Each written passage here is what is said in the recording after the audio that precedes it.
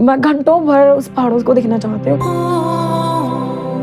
उनसे बात करना चाहती हूँ। मैं बोलना चाहती हूँ कि अब बहुत खूबसूरत हो और हर बार आप बहुत खूबसूरत होते जा रहे हो। जितना सुंदर आप मुझे दिखाते हो अपना रूप, आप सभी लोगों को दिखाओ। बहुत ही अलग रूप रहता है मेरा पहाड़ों में, एकदम छोटा बच्चा, चाइल्डिश, एकदम लोगों के हंसने, गाना, नाचना, उछलना, कूदना। मैं ऐसी हूँ कि कुछ करते काम, कुछ फ्री नहीं बैठना। माउंट अन्नपूर्णा एक्सपीडिशन के बाद क्रिटिसिज्म भी हुआ आपका? जब अन्नपूर्णा वाला इंसिडेंट हो गया और मैं हॉस्पिटलाइज हो गई थी, अपने ही लोगों ने फिर पीठ पीछे छुरा घोंपना स्टार्ट कर दी। टेंट में जाके बोलने लगे कि ये तो प्री प्लान है। मैंने अपनी लाइफ में, अपने पैशन में कभी भी गद्दारी नहीं की, कभी नहीं। मैं माउंटेनियरिंग को पूछती हूँ और मेरे लिए ये इतना बड़ा इल्जाम लगाना कि माउंटेन में जानबूझ के रेस्क्यू करवा के प्री प्लान, इतना दिमाग नहीं है बाबा मेरे में। मेरे पास ना सारे प्रूफ है। मैंने आज तक रिलीज नहीं की वो वीडियोस, नहीं मैंने कभी नहीं की। अभी हम माउंट अन्नपूर्णा पे। मैं सीधा अंदर गई कमरे में, दरवाजा बंद कर दिया, खूब जोर से रोई और मैंने बोला कि जीत लिया भाई, दे दिया तेरा अवार्ड, जितना तो कुछ किया, तुझे बहुत मिल गया तुझे लाइफ में। How was Russia? I had a small incident there again. The Himachali Podcast.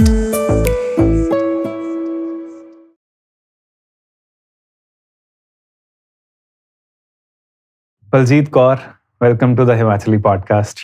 Thank you so much. Baljeet, what's your story? बहुत सारी लोगों को स्टोरियाँ पता भी है, बट बहुत कम चीज़ें लोगों को पता है मेरे पास्ट के बारे में कि मैं 2014 से पहले जब मैंने क्लाइंबिंग शुरू की थी, उससे पहले मैं क्या करती थी। तो बहुत कम लोग इसके बारे में जानते हैं। तो आज वही स्टोरियों पे चलते हैं थोड़ा सा। पहले बहुत सारे लोग बोलते हैं कि मेरे को ना बहुत सारे कमेंट्स आते हैं ना कि ये तो बड़े लोगों के शौक है, अमीर लोगों के शौक है माउंटेनियरिंग या माउंटेनियरिंग, क्योंकि इसमें बहुत सारा पैसा लगता है, राइट। तो लास्ट में एक दिन, जैसे मेरे ख्याल से पिछले मंथ की बात है, तो एक कमेंट आया था कि अमीर लोगों के शौक है, गरीब लोग कहाँ से पैसा लेके आएगा, ठीक है।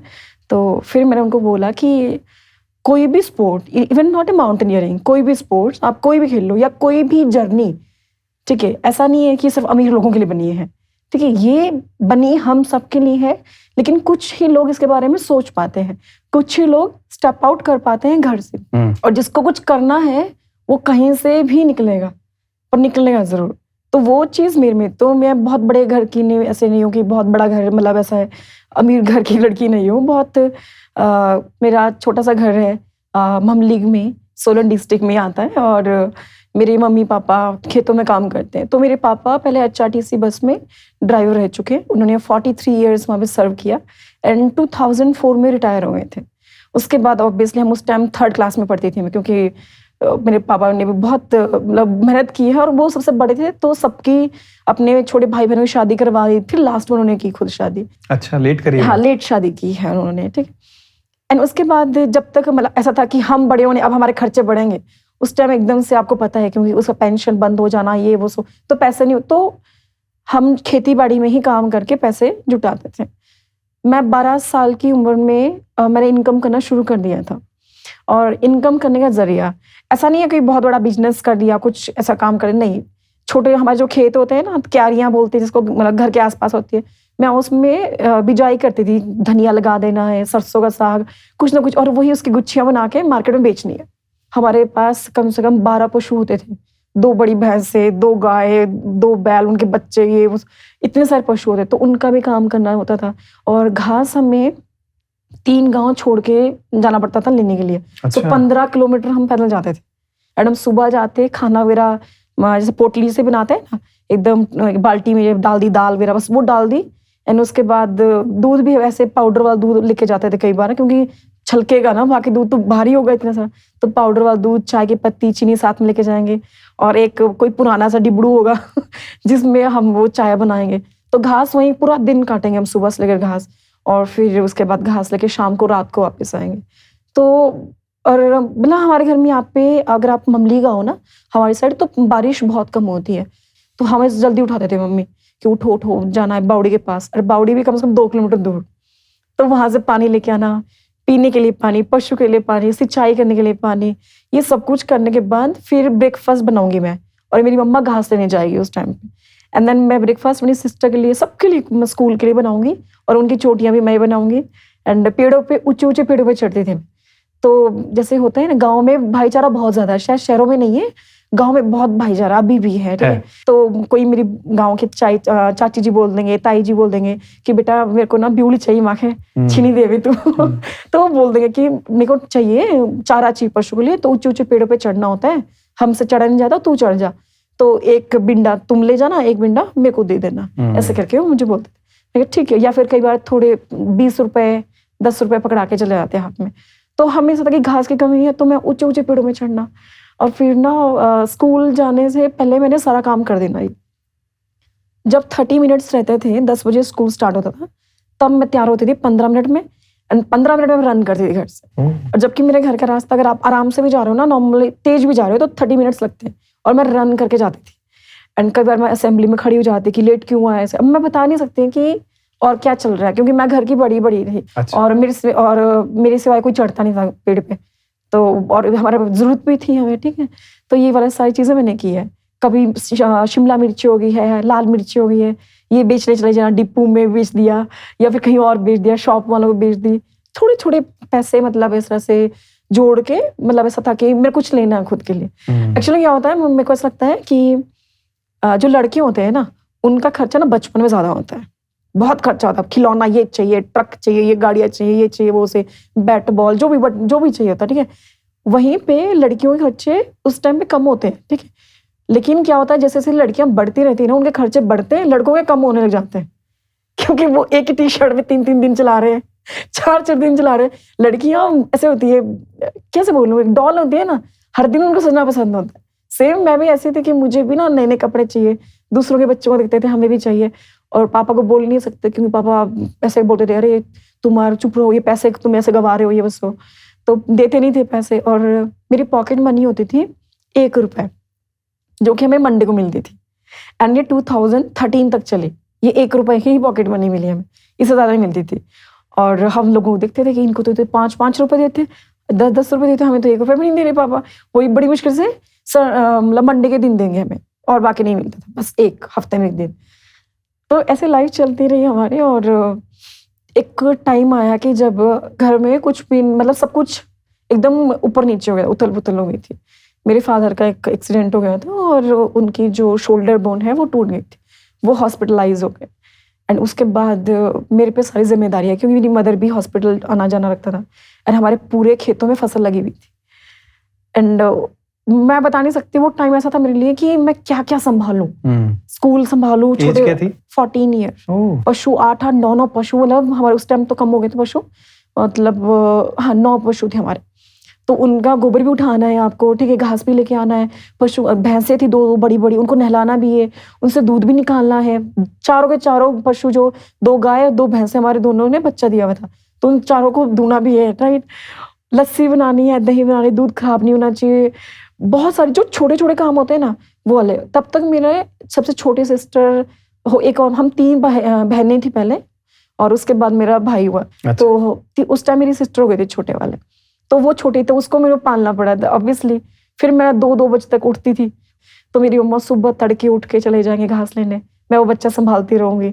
फिर मेरी मम्मा कभी आएंगे, फिर मैं लंच भी बना के जाती थी, ताकि दिन में मम्मा को रेस्ट मिल सके ना। तो वो बहुत छोटी उम्र में जिम्मेदारियां सर पे आ गई थी मेरे। एंड उसके बाद एकदम से ऐसा हुआ कि मेरी छोटे वाली सिस्टर की डेथ हो गई। ये 2014 की बात है। कैसे? 13 की बात है। उनको स्क्रब टाइफस हो गया था।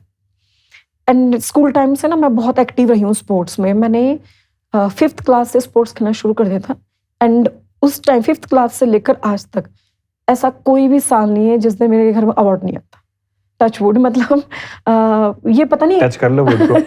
मतलब सच में बताऊं, ये पता नहीं, शायद उस ऊपर बैठा है ना जो, उसकी ही देन है। उस टाइम मैं स्पोर्ट्स में थी और मुझे जाना था एक कैंप लगाने NSS का, लेकिन उससे पहले मेरी सिस्टर की डेथ हो गई। एंड 29 अगस्त की बात है, और मुझे शायद उसके ठीक 7 दिन बाद मुझे टूर्नामेंट उसमें जाना था, कैंप में जाना था। बट सबको लगा कि इसकी तो सिस्टर की डेथ हो गई और ये नहीं जाएगी, तो और ऑब्वियसली मैं नहीं जाती। पर जब वो लास्ट स्टेज पे थे हॉस्पिटल में, तो उन्होंने मुझे ऐसे अकड़ के बोला, मेरे ख्याल Sister ने? से हाँ 26 अगस्त को मुझे बोला मॉर्निंग में, क्योंकि उसके बाद वो कोमा में चले गए थे अगस्त को ना। तो उन्होंने मुझे बोला कि तुझे जाना ना कैंप में, तू जरूर जाना, क्योंकि तेरे को बुलावा आया है वहां से। और मैं समझ नहीं उसके बाद क्यों, क्या उसने बोला क्या नहीं। और वो उसके बाद वो कोमा में चली गई, उसके बाद वो नहीं उठी, उसके बाद वो खत्म हो गई। मैं घर आई, मैंने अपने पेरेंट्स को टूटते देखा, मैंने पापा को कभी रोते नहीं देखा। वो हमेशा स्ट्रांग रहे हैं एकदम। वो उन्होंने आर्मी में सर्व किया 5 साल, वो खुद पहलवान रहे हैं अपने टाइम के, बहुत ही फेमस। तो मतलब मैंने उनको देखा हमेशा स्ट्रांग एकदम ऐसा करके, बिल्कुल डिसीजन मेकर ऐसा करके। पर उस दिन ना जब उन्होंने, मेरे पापा पग बांधते जैसे, तो उन्होंने अपने ऐसे करके उठा, मतलब निकाला और जमीन पर रख दिया। बोला आज मैं खत्म हो गया, आज मैं जीरो पे आ गया, आज मेरा सबसे बड़ा हीरा मेरे से दूर हो गया। और उस दिन वो मैंने उनको रोते देखा पहली बार। एंड उस दिन मेरे को ऐसा है कि ये दिन लास्ट है, इसके बाद मैं ऐसा करके दिखाऊंगी कि मेरे पापा कभी भी जीवन में कभी भी ये नहीं बोलेंगे कि ये क्या कर दिया भगवान ने। वो हमेशा शुक्र अदा ही करेंगे, और मैं उनको कभी उनकी आंखों में आंसू नहीं आने दूंगी, कभी भी नहीं। तो अंदर से स्ट्रॉन्ग से हो गई थी मैं अपने पेरेंट्स को देख के रोते हुए। मेरे भाई बहन बिखर गए, क्योंकि छोटे भाई और मेरे और छोटी बहन जो थी जिनकी डेथ हुई, वो दोनों साथ में रहते थे। तो पेयर था, मैं मेरे से छोटे वाले सिस्टर और वो दोनों छोटे, वो दोनों पेयर था। अब वो टूट गया एक पेयर। अब मेरा भाई छोटा है, कम से कम 4-5 साल का होगा उस टाइम पे। हाँ, वो रो रहा है, मुझे देखा नहीं जा रहा उसको। वो बोला मैं किसके साथ जाऊंगा स्कूल, दीदी तो चले गए, मेरे को कौन पढ़ाएगा। तो मैं मतलब अंदर से ऐसी हुई थी कि ये हमारे साथ क्यों हुआ। उसके बाद मैंने क्या किया कि मैं कौन स्कूल आई, सब मेरे को सारे टीचर देख रहे कि ये तो बहुत चुलबुली थी, बहुत टॉकेटिव सी गर्ल, इधर उधर उछलना, स्पोर्ट्स में आ गए, यहाँ वहाँ डांस में आ गए, सब चीजों में आ गई, ये एकदम शांत हो गई है। लगता है ना जब इतना चार्मिंग बच्चा एकदम से शांत हो जाए, तो आपको लगे ये बच्चा क्यों हो गया। तो सब मुझे ऐसे बोले कि बेटा कुछ नहीं हुआ ऐसे ऐसे। तो मैं प्रिंसिपल ऑफिस गई और मैंने सर को बोला कि सर मुझे कैंप में जाना है। तो सब शॉक्ड हो गए कि अरे बलजीत अभी 10 दिन में नहीं हुए हैं, are you ready to go there. मैं कहा यस सर, मुझे जाना है सर। तो बोला बलजीत सोच लो। मैं कैसा सोच लिया, जाना है। वो जो चला गया वो वापस नहीं आएगा, बट एक काम जरूर होगा कि उसके जाने के बाद जो मेरी फैमिली टूटी है ना, और यहाँ से अगर मैंने कुछ भी हासिल कर लिया ना, इट मीन्स मेरे पेरेंट्स को ऐसा होगा कि नहीं हमारी बच्चा रुका नहीं, ठीक है, उनको मेरे को देख के हौसला बढ़ जाएगा।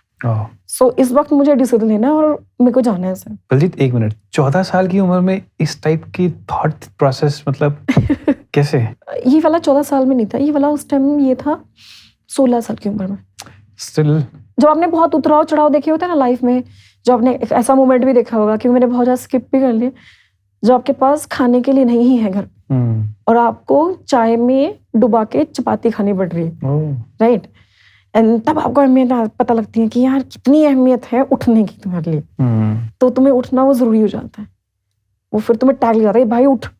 तो हालातों ने बेसिकली बलजीत को स्ट्रांग बना दिया। हाँ, मुझे ऐसा लगता है ना कि बहुत सारे लोग मुझसे पूछते हैं कि मेंटली स्ट्रांग होने के लिए क्या लिए, कुछ नहीं कर पाओगे। तो ये जो सिचुएशंस होती हैं, परिस्थितियां आपको इतना मेंटली स्ट्रांग बना देती हैं कि आप किसी भी सिचुएशन को हैंडल कर सकते हो, किसी भी सिचुएशन को। तो मैंने अपने आप को उसी सिचुएशन में डाला है। पता नहीं कितनी बार मैं गिर भी, मैं बताती हूँ। एक बार हम घास काटने जा रहे थे एंड दराटी जैसे एकदम उस पर लगी, पत्थर पे लगी, और वो टकरा के मेरे एकदम बाजू पे आई। तो यहाँ पे मेरा बहुत बड़ा कट लग गया। तो मैं फिर भी नहीं रुक रही, मैं फटाफट भी आगे जा रही, क्योंकि मेरे को और ये मम्मा के पास पहुंचना था घास काटने के लिए, ठीक है। मैं गई तो मेरा पूरा खून बह रहा है यहाँ से। तो मेरी मदर बोल रही कि इधर क्या किया तूने। मैं पता नहीं क्या हो गया, इधर तो खून बह रहा है पूरा। तो अब जैसे गाँव के लोग होते हैं, ठीक है, उन्होंने मिट्टी ली, डाल उस पर, ठीक है, बोलो ठीक है चलो घास काटते हैं। घास काटना शुरू कर दिया। So, इतना स्ट्रॉन्ग ऐसे बना के रखा, फर्क ही नहीं पड़ता, आगे चलो ये हो गया, आगे चलो, चलो कुछ नहीं होगा। सो मतलब मैं छुआ मुआ बच्चा नहीं हूँ, और पैम्पर्ड तो बिल्कुल ही नहीं हूँ। वो हालात ही नहीं थे। और मुझे लगता है कि लोगों के स्टेजेस आती है, बचपन जीना, जवानी जीना। अपन तो पहले से बुढ़ापे में जी रहे थे शुरुआत से बुढ़ापा चल रहा था मेरा। तो ऐसा वाला सीन है। तो बचपन में ही इतना मैच्योरिटी बहुत कम एज में आ गई थी ऐसा करके, और इस तरह से आगे लाइफ चलती रही। उस कैंप ने मेरी जिंदगी बदल दी। कैसे? मेरी सिस्टर की, क्योंकि उस टाइम मेरा फर्स्ट मेडल आ गया था, उसमें एक परफॉर्मेंस भी होता है। तो मेरी मतलब इस तरह से मेरे को डांस कर, अगेन मुझे ना बहुत क्रिटिसाइज भी नहीं, अब आप ना ऐसे चुलबुले से बच्चे हो, ऊपर उछल कूद करते हो, तो ना कुछ टीचर ऐसे होता है कि इसको तो लेना ही नहीं है, कुछ भी हो जाए इसको तो लेना ही नहीं है, मतलब खुंदक से भी, और या फिर इरिटेशन हो जाती है, मतलब कुछ ज्यादा चटकी ऐसा होता है यूजुअली होता है, राइट। तो ऐसा ही मेरे साथ हुआ। तो मैं बहुत बार बोला कि मेरे को डांस में ले लो, प्लीज प्लीज ले लो, उन्होंने नहीं लिया। और फिर क्या हुआ कि मैं अच्छा उस टाइम क्या था कि मेरे को ऐसा था कि मैं डांस सीखना था, मुझे डांस नहीं आता था, टीवी था नहीं, रेडियो का जमाना था। मैं घर से जब भी स्कूल से आती थी 1 घंटा अपने आप को बंद कर देती थी, गालियां सुन के अपने पेरेंट्स की ना कि बाहर निकल, दरवाजा खोल रूम का। मैं वो रेडियो से गाना लगाती थी और उस पर डांस करती थी, रूम में बंद करके, कुछ भी हो रहा है व्हाटएवर। उस डांस के बदौलत मैं उस कैंप में फर्स्ट प्राइज लेके आई थी, अच्छा। NSS का। एंड सारे लोग भी, उसको डांस आता है, कब से आता है उसको डांस, ये वो तो लोग शॉक्ड हो गए थे कि उसको डांस कैसे आता है। वे मतलब वो फर्स्ट प्राइज आ गया था। एंड डांस में ऐसे बहुत प्राइज है, स्पोर्ट्स में तो बहुत है, बट ये अलग चीज थी मेरे लिए डांस। अब मैं बताती हूँ, जब उसने मेरी सिस्टर ने मरते हुए बोला था ना कि तेरे को बुलावा है, मैं गई थी कांगड़ा, ज्वाला जी। अच्छा। ज्वाला जी NSS में गई थी। एंड बुलावा इसलिए क्योंकि मैं बहुत बड़ी, मतलब ऐसा था कि मुझे माता जी से मिलना है, माता से मिलना है, मेरा ज्वाला जी जाना है। सो आई डोंट नो ये कैसे था मुझे नहीं पता उसको कैसे पता थी चीजें, सीरियसली वो मुझे नहीं पता क्या था वो क्या नहीं। एंड बहुत सारे ऐसी चीजें हुई ना, मैं बता नहीं सकती। उसके बाद एकदम से लाइफ एकदम ग्राफ अप गया, रुका ही नहीं, मतलब ऐसा वाला सीन हो गया था। उसके बाद स्कूल छोड़ा जैसे 12th करने के बाद। एंड उसके बाद मैं कॉलेज, मेरे को था कि मुझे कॉलेज जाना है, तो वो 1 सेकंड, सब लोग रोए, मैं नहीं रोई, अभी भी अंदर पता नहीं कहाँ है तो यूजुअली ऐसा होता है कि जब कोई अपना चला जाता है ना, हाँ जी, तो नहीं आता रोना, कई बार रोना भी नहीं आता है। बहुत बार ऐसा होता है कि आप स्ट्रांग भी बनने की कोशिश करते हो और कई बार नेचुरली नहीं आता है ना, और रोना ना कोई बाद में जाके निकलता है, और ऐसा निकलता है, ऐसा मेरे साथ हो रखा है, तब मैं I can relate to it. और बहुत महीनों के बाद जाके निकलता है, और जब वो निकलता है ना तो अंदर से बंदा खाली हो जाता है फिर, वरना भरा पड़ा रहता है अंदर तक। हाँ मतलब होता है, बट अभी नहीं हुआ ऐसा मेरे साथ ना। और अगर कभी हो भी ऐसा तो मैं सोचती हूँ कि उसके आगे किसी की नहीं चलती, उसको उसने लिखी है, सबकी, मेरी भी लिखी है, मेरे पेरेंट्स की भी लिखी है, आपकी भी लिखी है, हर किसी की लिखी है। एक दिन सबने जाना है। हाँ, एक दिन सबने जाना। तो मैं ये सोच के अपने आप को कर देती हूँ। एंड मैं बहुत प्रैक्टिकल होती हूँ उस एज में भी। एंड मैं डायरी लिखना शुरू कर रही हूँ, और मेरी डायरी इतना खतरनाक लिखती थी। उसमें मैं लिख रही हूँ कि मतलब जो मेरे थॉट है, मेरा ऐसा थॉट है कि इतनी सी जिंदगी है और इस जिंदगी में मुझे रिग्रेट नहीं करना, इसलिए मुझे इस जिंदगी में वो सब चीजें करनी है जो मेरा मन करेगा। हाँ, गलत रास्ते में जाने के सिवा मैं चाहती हूँ कि मैं एक अच्छे रास्ते में जाऊँ, लेकिन मेरे जो मन में है, मैं उसको ये नहीं चाहती कि मैं काश वो कर दिया होता, बुढ़ापे में नहीं रोना, मुझे रिग्रेट चाहिए ही नहीं, वो I don't want that thing. तो उसके बाद मैंने कॉलेज स्टार्ट किया। मेरा मन नहीं था कॉलेज जाने का, पहले तो ये बताऊँ। मुझे ना हेट हो गया, मुझे ऐसा था कि जल्दी जल्दी पैसा कमाना है, मुझे कंप्यूटर कोर्स करना है और कहीं ना जॉब में, छोटी मोटी जॉब में लग जाना है। उस टाइम कंप्यूटर कोर्स का बहुत ज़्यादा चलन था, मैं 2014 की बात कर रही हूँ ये। पर मेरे फादर चाहता कि नहीं तू पढ़ेगी, ऐसा नहीं होगा, ये नहीं, पढ़ो बेटा, शिमला जाओ पढ़ने के लिए। अब मेरे पापा और मेरे बीच में युद्ध चल गया। शिमला मैं जाना नहीं चाहती थी पढ़ने के लिए कॉलेज में, क्योंकि हमारे यहाँ से शिमला नज़दीक पड़ता है ना। तो मैंने बोला मैं शिमला नहीं जाऊँगी। बोला क्यों नहीं जाएगी? अब मैं उनको बता ना पाऊँ कि कुछ चीज़ें यहाँ नहीं जा सकती, क्योंकि मेरी सिस्टर डेथ वहाँ पे हुई थी IGMC में। और मेरे को वो हिट करती थी, याद है, वो रास्ता पूरा ट्रैक याद करता था। मतलब मेरे को हेट हो गया था। एक टाइम पे शिमला मेरा फेवरेट था, एक टाइम में उस टाइम में मेरा हेट हो गया उसे बहुत। ये बता नहीं पाई, मैं आज तक नहीं बताया क्यों नहीं गई थी। तो मेरे फादर ने बोला कि वहाँ का तो सोलन का खर्चा डेली अप डाउन नहीं हो पाएगा, ये वो सो। और मैंने उनको बोला मैं देख लूंगी, मैं खुद कर लूंगी, क्योंकि पैसे बहुत ज़्यादा लगने थे। यहाँ तो पास बन जाता हमारा। अब सबसे बड़ा और था कि कॉलेज तो मैं आ गई, एडमिशन भी करवा सोलन में। हाँ, सोलन में, PG कॉलेज सोलन में अब रहूंगी। तो कुछ दिन मैंने अप डाउन किया कुनिहार से, मेरी बुआ जी के घर से, लेकिन पैसा बहुत ज्यादा था। वो भी दूर है यार। हाँ, मैंने अप डाउन किया। मैं सुबह 4 बजे उठ जाती थी, और जो भी ब्रेकफास्ट बना, और उसके बाद 5:30 बजे बस में बैठ जाती थी वहाँ से। हाँ, टाइम लगता है। हाँ, तो ऐसा करके तो फिर वहाँ से आई, और फिर शाम को 5:30 बजे यहाँ से वापस। इस तरह से मैं चलती थी डेली। और फिर वो ज़्यादा दिन नहीं चला, फिर ननिहाल से किया। बट पता क्या होता है, अब मेरा टाइमिंग क्या था कि सुबह 9 बजे से आ जाओ, 9 बजे से लेकर 5 बजे आपको कॉलेज में रहना पड़ता था, क्योंकि हमारी NCC की क्लास होती थी। ठीक है, NCC क्लास के बाद मैं जाऊँगी 6 बजे, तो अंधेरा हो जाता है। आप ना जो मर्जी कर लो, आपका चाहे घर का सगा ही क्यों ना, अगर आप ये टाइम टेबल है ना आपका, वो बोलेगा 1 रुपए का काम नहीं करके देता, फ्री में रोटियां तोड़ रहे हैं, राइट? ठीक है, अब वो आप किसी पे बोझ नहीं बनना चाहते। और मेरे को ऐसा हो गया था कि मैं पे बोझ बन रही हूँ, तो मेरे को छोड़ना है यहाँ से। फिर कॉलेज में एक लड़की से ऐसी बात हुई, उसने बोला मेरे घर में रह लेना। तो उनके घर में मैंने टमाटर वगैरह खुद गुड़ाई की, बसाल से हैं वो, तो उनके घर में मैंने काम किया, कम से कम 2-3 महीने तो मैं उनके घर पे रही, खूब काम किया उनके घर में। और उसके बाद मैंने जॉब ढूंढना शुरू किया। तो जॉब ढूंढना, आप सोचो मैं इंटरव्यू किसका दिया होगा, गेस करो। मेरी एज है 18 साल उस टाइम। शॉप में? मैंने कपड़े की प्रेस करने के लिए जॉब इंटरव्यू दिया कि मुझे कपड़े में प्रेस करना है, मुझे इसलिए मुझे जॉब दे दो आप, चाहे कुछ भी रुपए दे दो, मुझे 3,000 रुपये मंथ चाहिए बस। कहाँ पे? नाम लेना सही होगा? चलो रहने दो। वर्मा ज्वेलर्स के यहाँ पे, अच्छा, बसाल में। ओके। तो वहाँ पे तो भाई उनको लगा छोटी लड़की है, कैसे मैनेज करेगी, ऑब्वियसली सबको होता है। तो मेरे को जॉब नहीं मिला। फिर वहीं पे एक सोसाइटी है वाटिका करके, कुछ सोसाइटी, मुझको याद नहीं रहा, बसाल में। मैंने वहाँ पे बोला मुझे कुकिंग में आती है, झाड़ू पोछा बर्तन कर दूंगी, प्लीज़ मेरे को जॉब दे दो। नहीं दिया, क्योंकि फुल टाइम चाहिए था उनको, और मैं पार्ट टाइम मांग रही थी, क्योंकि मुझे कॉलेज भी चलाना है, क्योंकि मेरे पापा ने विश्वास करके बोला है मुझे, और डिसीजन मेरा है कि मेरे को नहीं पढ़ना था शिमला में। पर खर्चा नहीं आता, क्योंकि मेरे पापा नहीं दे सकते थे उस टाइम पे, नहीं था इतना फंड हमारे पास। और मेरे को शर्म भी आने लगी थी मांगने की, मैं इतना पहले 12 साल से मैं कमा रही थी थोड़ा थोड़ा करके, अब और शर्म आ रही थी कि मैं बड़ी भी हो गई हूँ ऐसा करके। तो मैंने घर से नहीं मांगा। एंड उसके बाद फाइनली मुझे यहाँ पे, आपका ITI है ना, तो ITI के नीचे ठीक एक बॉडी है, उसके साथ में घर है। तो उन्होंने मैंने उनको बोला कि मुझे आपसे रूम चाहिए, तो उन्होंने 1500 रुपये में रूम दिया।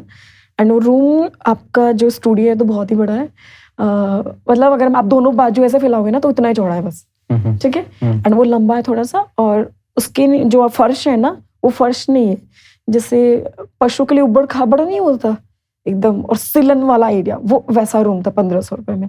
यानी एकदम ऐसा था कि बरसात में मच्छर होते हैं ना, तो वो मच्छर से बचना मुश्किल हो जाता। हमने 3-3, 4-4 कॉइल जला के रखते थे ताकि वो मच्छर मर जाए, इतना ज्यादा सिलन होता था। और हमारे सारे कपड़े गीले हो जाते, बुक्स गीली हो जाते, सब कुछ हर दूसरे दिन सुखाने पड़ते थे वो।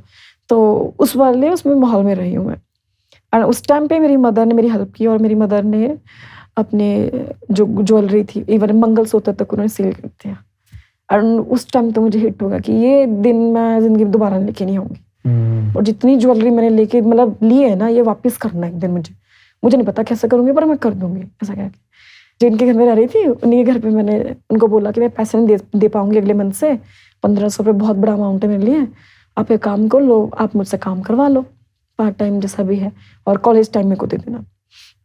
स्टार्टिंग में ठीक चला, लेकिन बीच में ऑब्वियसली जब उसको इतनी अच्छी लड़की मिल रही है कि एक होता है जब आप अपनी मेड को बोल रहे हो कि ये यहाँ पे थोड़ा सा डस्ट रह गया प्लीज साफ कर दो, एक होता है वो अपने आप से कर रही है सब कुछ, क्योंकि उसने अपना घर समझा आपके घर को, राइट। और मैं हूँ गाँव का बच्चा एकदम, तो हमें होता है परफेक्ट काम करना है अपना, ठीक है ऐसा। और मेरे को ऐसा था कि मैम को खुशी होनी चाहिए, मुझे ऐसा था कि उनके चेहरे पे खुशी चाहिए मेरे को, और वो खुशी देखने के लिए मैं बहुत अच्छे से काम करती थी। तो मैंने झाड़ू पोछा, बर्तन, खाना बनाना सब स्टार्ट कर दिया उनके घर में। सुबह 4 बजे उठती थी मैं, 4 बजे से लेकर 5 बजे मैं पढ़ती थी, और उसके बाद 5-5:30 बजे उनके घर चले जाऊँगी, फिर 8 बजे वापस आऊँगी, फिर मैं ब्रेकफास्ट खुद के लिए बनाऊँगी, नहाऊँगी धोऊँगी, एंड उसके बाद जाके मैं स्कूल अपने कॉलेज के लिए भागूंगी। फिर कॉलेज में सुबह NCC क्लास, मैं सीनियर अंडर ऑफिसर थी NCC में, तो फिर वो क्लास लूँगी। लड़कियों किसी को पता नहीं था मेरे बारे आज तक, शायद आज वो देखेंगे तो उनको पता चलेगा कि ये क्या कर रही थी, अपनी मल्टीटास्किंग होती, सिर्फ एक लड़की को पता था हमारे बारे में। तो जिनके पास मैं पहले रहती थी ना, बसाल में लड़की के पास रहती जिनके घर में, उनकी जो लड़की बड़ी वाली बेटी थी वो यहाँ पे पढ़ते थे। यहाँ पे एक स्पेशल स्कूल है बच्चों के लिए जो थोड़े से मेंटली थोड़े डिस्टर्ब या इनडिसेबल बच्चे होते हैं उनके लिए। तो उन्होंने मुझे रिक्वेस्ट किया था कि बलजीत प्लीज़ हमारे पास ना कोई डांस सिखाने वाला नहीं है, और तुम्हें बहुत अच्छा डांस आता है, तुम प्लीज़ सिखा दो हमें, और हम पे भी नहीं कर पाएंगे। तो मैंने बोला मेरे को पे चाहिए ही नहीं, क्योंकि ये चीज़ ना मेरा ड्रीम है एक तरफ से, बचपन से लेकर मैं बहुत मतलब अलग से रही हूँ मैं, पता है कैसे। मैं चले गई उनके पास सिखाने के लिए, 1 घंटा सिखाती, 2 बजे वापस आती, उनकी ही बस में वापस आती, क्योंकि छुट्टी होती थी उनको। उनके साथ मेरी दोस्ती होगी, कुछ बोल नहीं सकते, कोई सुन नहीं सकते, कोई बेचारे ढंग से चल नहीं सकते है ना, और किसी में क्षमता नहीं है उनकी एज के मुताबिक कि वो सोच सके इतना बड़ा, ठीक है। तो उनकी मैं फेवरेट होगी, जहाँ पे मैं मिलूँ वो चिपक जाए मुझे, ग्राउंड में कहीं भी मिले मुझे, ठीक है। तो मेरे को अच्छा लगता था, मेरे को पॉजिटिविटी आती थी। फिर उसके बाद 5 बजे NCC अगेन क्लास लगा के मैं घर आती, 5:30 बजे तक पहुंच जाती, और मैं पैदल ही जाती थी स्कूल कॉलेज के लिए उस टाइम पे। एंड उसके बाद में अगेन झाड़ू पोछा बर्तन, कई बार 11 बज जाते, कई बार 12 भी बज जाते। फिर उसके बाद खाना बनाओगे खुद के लिए, फिर खाना खाऊंगी, फिर थोड़ा पढ़ूंगी। जब ये सब कर रहे थे तो घर पे बताया था कि ये सब कर रही हूँ? उनको नहीं पता। कब बताया? नहीं पता, आज तक पता ही नहीं है? आज पता चलेगा। हाँ, मतलब बहुत कम चीजें पता है। मेरी सिस्टर को पता है, लेकिन मदर फादर को तो बिल्कुल ही पता नहीं है। मदर को थोड़ा बहुत आइडिया होगा, मेरे पता नहीं, मैंने नहीं बताया। मैंने कभी अपना चीज बताया ही नहीं कि मैंने ऐसा किया। पापा बोलते हैं ना फिर कि जब बोल रहा था बड़ा चंगा यहाँ से कि शिमला चला जाओ, तो शिमला नहीं गए आप, और आप वहाँ क्या कर रहे हो? अगर ऐसा भी होता, मुझे लगता है वो डेस्टिनी है ना। अगर मैं शिमला Right. चले गई थी तो मेरी माउंटेनियरिंग स्टार्ट नहीं होती। राइट। भगवान ने खींचा ही इस साइड, और उस भगवान को क्या था कि तेरे को बड़ी इजी चीजें मिल रही है, तेरे को दूंगा नहीं मैं, तो ले तू और ले। अगर उसको उठाना है, वो ऊपर वाले ने सोचा आप उठाना है, तो आपको ऐसे बॉक्स में डालेगा जहां बोलोगे मैं अड़ी नहीं रहा इस बॉक्स में, आप तोड़ोगे ना उस बॉक्स, कोशिश करोगे कि मुझे इस बॉक्स से बाहर निकलना है, तो आप उस बॉक्स को तोड़ोगे तब निकलोगे। पूरी पेशेंस टेस्ट करता है वो, पूरी पेशेंस बहुत ज्यादा। एंड एक टाइम पे क्या हुआ कि मैं हॉकी खेलने चली गई इंटर कॉलेज। मैं स्पोर्ट्स में बहुत एक्टिव थी, ठीक है, 2014 की ही बात है। अब मेरी वो बिगड़ गए, मेरी मकान मालिक बिगड़ गई कि अब कौन करेगा, तेरा बाप करेगा यहाँ पे काम ऐसे करके। मेरे को वो ऐसा हुआ कि तो बहुत इंसल्ट हो गई। फिर मैंने जाना बंद कर दिया। फिर उन्होंने बोला कि अगले महीने से किराया दे देना, पैसे नहीं है अपने पास, तो अगले महीने किराया कहाँ से देंगे।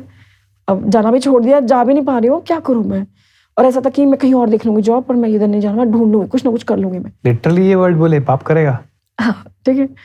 अब उसके बाद क्या हुआ कि मुझे ऐसा होगा कि अब मैं क्या करूँ, कहाँ जाऊँ मैं ऐसे करके। और मैंने उनको रिप्लाई भी नहीं किया, पर मैंने उनको बोला कि मैं नहीं आऊँगी, क्योंकि मेरे स्पोर्ट्स के चलो में टूर्नामेंट भी है और मैं नहीं आऊँगी। मेरे को दोनों में से क्योंकि मेरे को सारी उम्र नहीं मांजने हैं बर्तन, मेरा कुछ और गोल है, मुझे उधर जाना है। ये मेरा अल्टीमेट पर्पस तो नहीं है ना, नहीं है, ये मेरी मजबूरी है सर्वाइवल करने के लिए, टिकने के लिए, कॉलेज में पढ़ने के लिए, ठीक है, लेकिन ये मेरा परमानेंट नहीं वाला थिंग है, ठीक है, लॉन्ग टर्म प्लान नहीं है ये, इसके लिए तो नहीं बनी हूँ मैं। इसके लिए तो बनी नहीं हुआ, ठीक है। अब क्या हुआ कि एक दिन उन्होंने बोला, 2 दिन बोला। अब वो रोज ना एक बंदा भेजते सुबह 5 बजे के आसपास, और रोज दरवाजा खटखटाता और बोलता कि ये रूम तो मैंने ले लिया। तो मैंने उनको बोला कि उनको बोला 8 तारीख हो जाने दो, 8 तारीख को खाली कर देंगे। देन मुझे रिप्लाई आता है कि 8 तारीख तुम क्या किराया पूरा करके जाओगे। मैंने बोला मैम जब पूरा दिया तो पूरा ही करके जाएंगे ना, हम बीच में कैसे छोड़ के जाएंगे, है ना। तो वो बोला कि नहीं निकलो यहाँ से ऐसे करके। अब ना उन्होंने बहुत स्ट्रिक्टली बोल दिया, और उस टाइम में डर जाते हैं ना बच्चे, हम भी डर गए, हमें क्या पता था कि ऐसे एक्शन ले ले, मैं ऐसा कर ले, कुछ नहीं, कुछ चालाकियां नहीं आती है ना करनी। और फिर क्या हुआ, उस दिन वो वेट करती रही 11 बजे तक कि इनका सामान मैं फेंकूंगी, अपने सामने निकलवाऊंगी इनको घर से, ठीक है। वो तो हमारे रूम में ताला लगा था इसलिए तोड़ा नहीं उन्होंने, और अदरवाइज वो फेंकवा देते, ठीक है। तो हम ना उनको देख रहे हैं रेलवे ट्रैक से, जो आपका ये ठीक ITI के रेलवे ट्रैक है। हमने देखा आंटी गई लाइट बंद हो रही, घर की नहीं हुई, हम देख रहे हैं वहां, हम गए नहीं। हम मतलब मैं, मेरी सिस्टर, छोटे वाली सिस्टर, अच्छा मेरी छोटी वाली सिस्टर को छुट्टियां पड़ी हुई थी उस टाइम पे, तो वो यहाँ पे पर्दों की शॉप पे जॉब करने लगी थी, 7,000 रुपये में स्टार्ट किया था उसने। तो क्या हुआ कि उस रात को हम घर नहीं गए, हमें 12 बज के, वो आंटी नहीं सोई, वो हमारा वेट कर रही है, हम उनका वेट कर रहे सोने का। एंड ट्रैक पे 2-4 लड़के ऐसे थोड़े ड्रिंक किए हुए थे, या ऐसे थे जैसे होते ना फंकी जैसे लड़के, एकदम बेपरवाह लड़के, वैसे आए और हम एक झाड़ियों में छुप गए कि हमें देखना ले, कुछ करना दे। एक तो नीचे भी नहीं जा सकते, ऊपर भी मार्केट भी नहीं जा सकते, पुलिस वाले घूमते हैं, ठीक है। अब हमें डर लगा, हम छुप गए, तो उन्हें बोला ऊपर करके ऐसे करके, हमें डर लग रहा है कि पता नहीं क्या करेंगे। फिर बोला आप दीदी आप क्यों हो यहाँ पे ऐसे करके, तो हमने बताया हमारे साथ ऐसा हुआ है ऐसे करके। देन उन्होंने हमें एक बात बोली कि ये दिन है ना आपके लाइफ में, बस ये दिन संभाल लो, इसके बाद नहीं आएंगे दिन, ऐसे करके वो बोल के निकल गए। एंड मुझे अच्छा लगा कि थैंक गॉड कोई इतने अच्छे लोग हैं, मैं क्या हमारी बात सुनी है उन्होंने। उस टाइम ना मेरे मन में क्या आया कि जब मेरी सिस्टर के साथ, छोटी है ना मेरी सिस्टर में से 2 साल, तो मुझे ऐसा लगा कि मैं क्या हूँ, मैं सच में मैं सही नहीं हूँ, मैं मेरी वजह से मेरी सिस्टर को सफ़र करना पड़ रहा है। आज रेलवे ट्रैक पे खड़ी हूँ ना, मेरी वजह से, मेरी जिद है कि मेरे को सोलन में रहना था, पढ़ना था, मुझे आगे बढ़ना था, राइट, और मेरी जिद है कि मुझे स्पोर्ट्स में करना है। क्या कर रही हूँ मैं अपनी लाइफ ही ख़त्म कर देती हूँ, इससे बेटर था, क्योंकि एक क्राइसिस कभी ख़त्म नहीं होने वाले मेरे, तो बेस्ट है कि मैं ही ना रहूँ। एक तो कि मैं मार भी नहीं सकती अपनी इच्छाओं को, तो प्रॉब्लम ये है कि मैं इच्छाएं मारना भी नहीं चाहती ना, और ये मूवमेंट में देख भी नहीं रही अपनी सिस्टर के साथ, तो I really want to kill myself. उस दिन कैसे करें, नेक्स्ट डे वो खुद ही आ गए और हमें बोला कि निकालो यहाँ से सामान। तो मेरी सिस्टर ने, जहाँ पे पर्दों की शॉप पे जॉब करती थी, वहीं पे एक अंकल थे, उनको बोला अपने घर पे हमारा सामान रख दो थोड़े टाइम के लिए। हमने वहाँ पे रखा, और एक आंटी थी, उन्होंने बोला हमारे घर पे रह लो आप थोड़े टाइम के लिए, कावगुड़ी में, शांति में। तो हम उनके घर पे रहे, वहीं पे एक और लड़की थी जो मतलब शेयरिंग रूम में हमें उनके साथ रहने लगे, एक लड़की के साथ, कावड़ी में एक लड़की के साथ शिफ्ट हो गए वहाँ पे। एंड उस दिन के बाद एक अंदर से ऐसा हो गया था कि बल्कि वो करके दिखाना है, अब तो मजाक, मतलब अभी ना वो वाली बात आ गई है, मतलब कि अगर तूने कुछ नहीं किया ना तो लोग तो कैसे बोलेंगे आई थी चली गई, पता नहीं कौन थी, और देखो ये करना है, इस लड़की को देखा है, लिखा है, कहाँ देखा है, अब देखो ये वाला मूवमेंट लेके आना, अपनी छाप छोड़नी है, अपनी छाप छोड़नी है, कुछ भी कर ले पर करना है तुझे। तभी उस टाइम पे माउंटेनियरिंग का आ गया मेरी लाइफ में, कैसे ट्रायल था। माउंटेनियरिंग आपकी लाइफ में कैसे आई? मैंने एनसीसी ज्वाइन की तो मेरे से सीनियर थे सी सर्टिफिकेट होल्डर, मैं हूँ बिल्कुल फर्स्ट ईयर में आई हुई।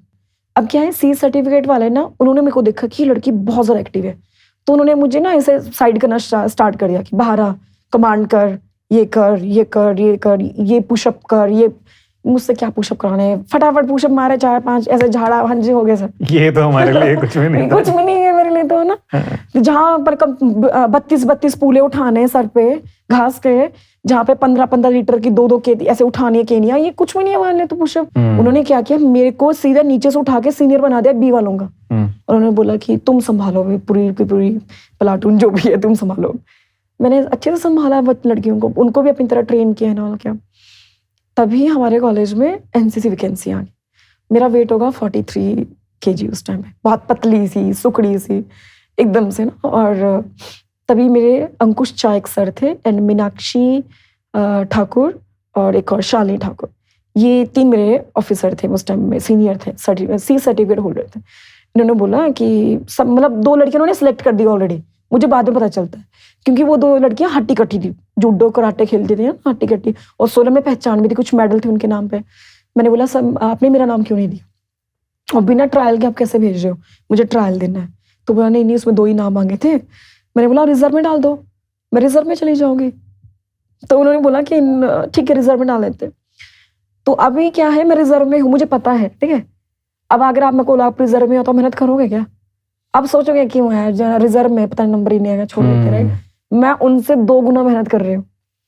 एंड उसके बाद हुआ क्या कि फाइनल में कि वो 2 लड़कियों का टूर्नामेंट थे, वो दोनों लड़कियां नहीं आ पाई और मैं चले गई।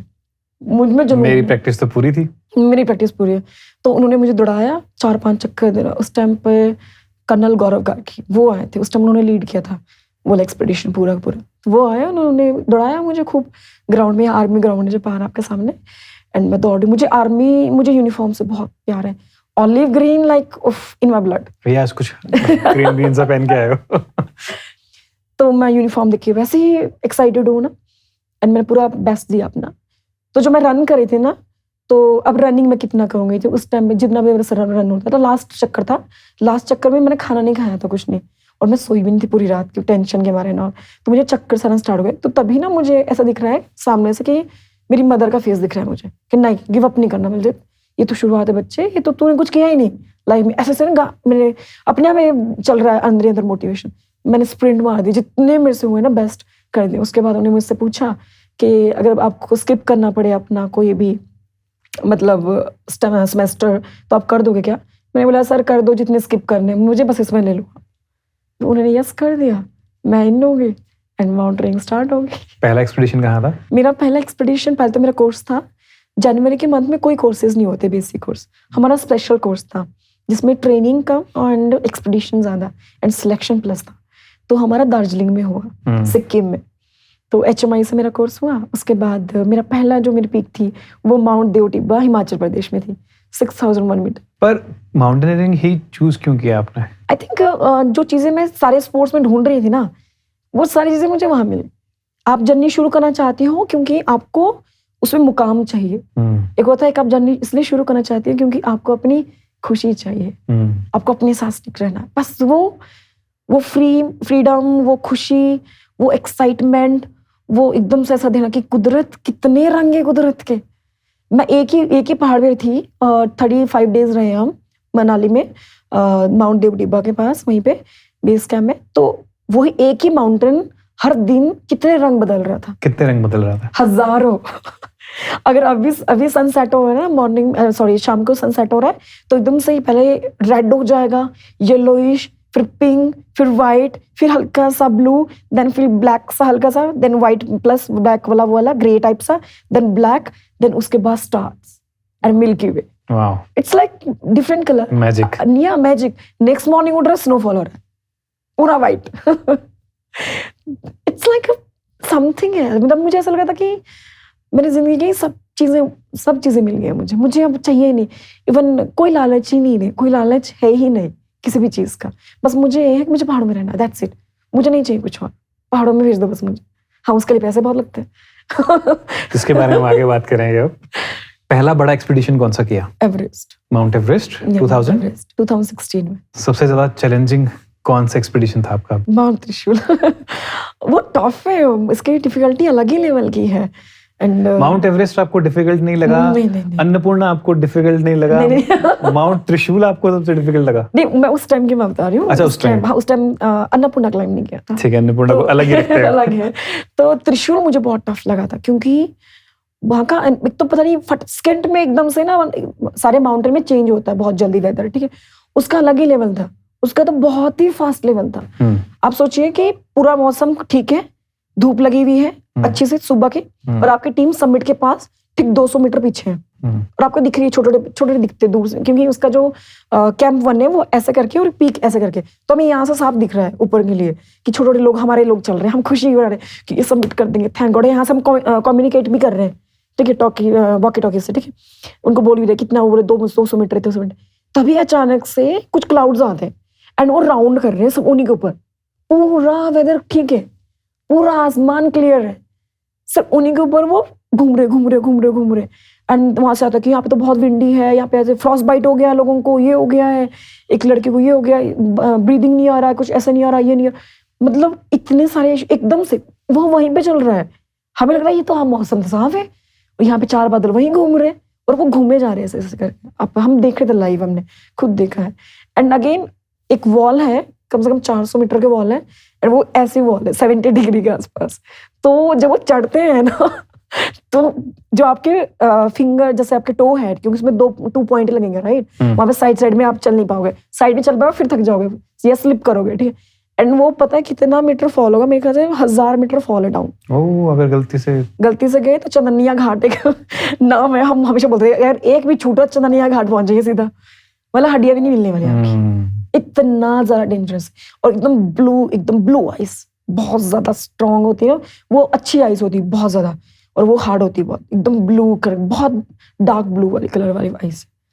तो वो उस पर चढ़ना, और हम नए बच्चे थे उस टाइम पे, एज उस टाइम में 19 ईयर।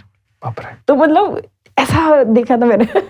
तो वो मेरा टफ था। कभी ऐसा भी लगा सबमिट करते टाइम अर्ली स्टेजेस में कि यार बलजीत कहीं आगे में? अरे नहीं, पता नहीं।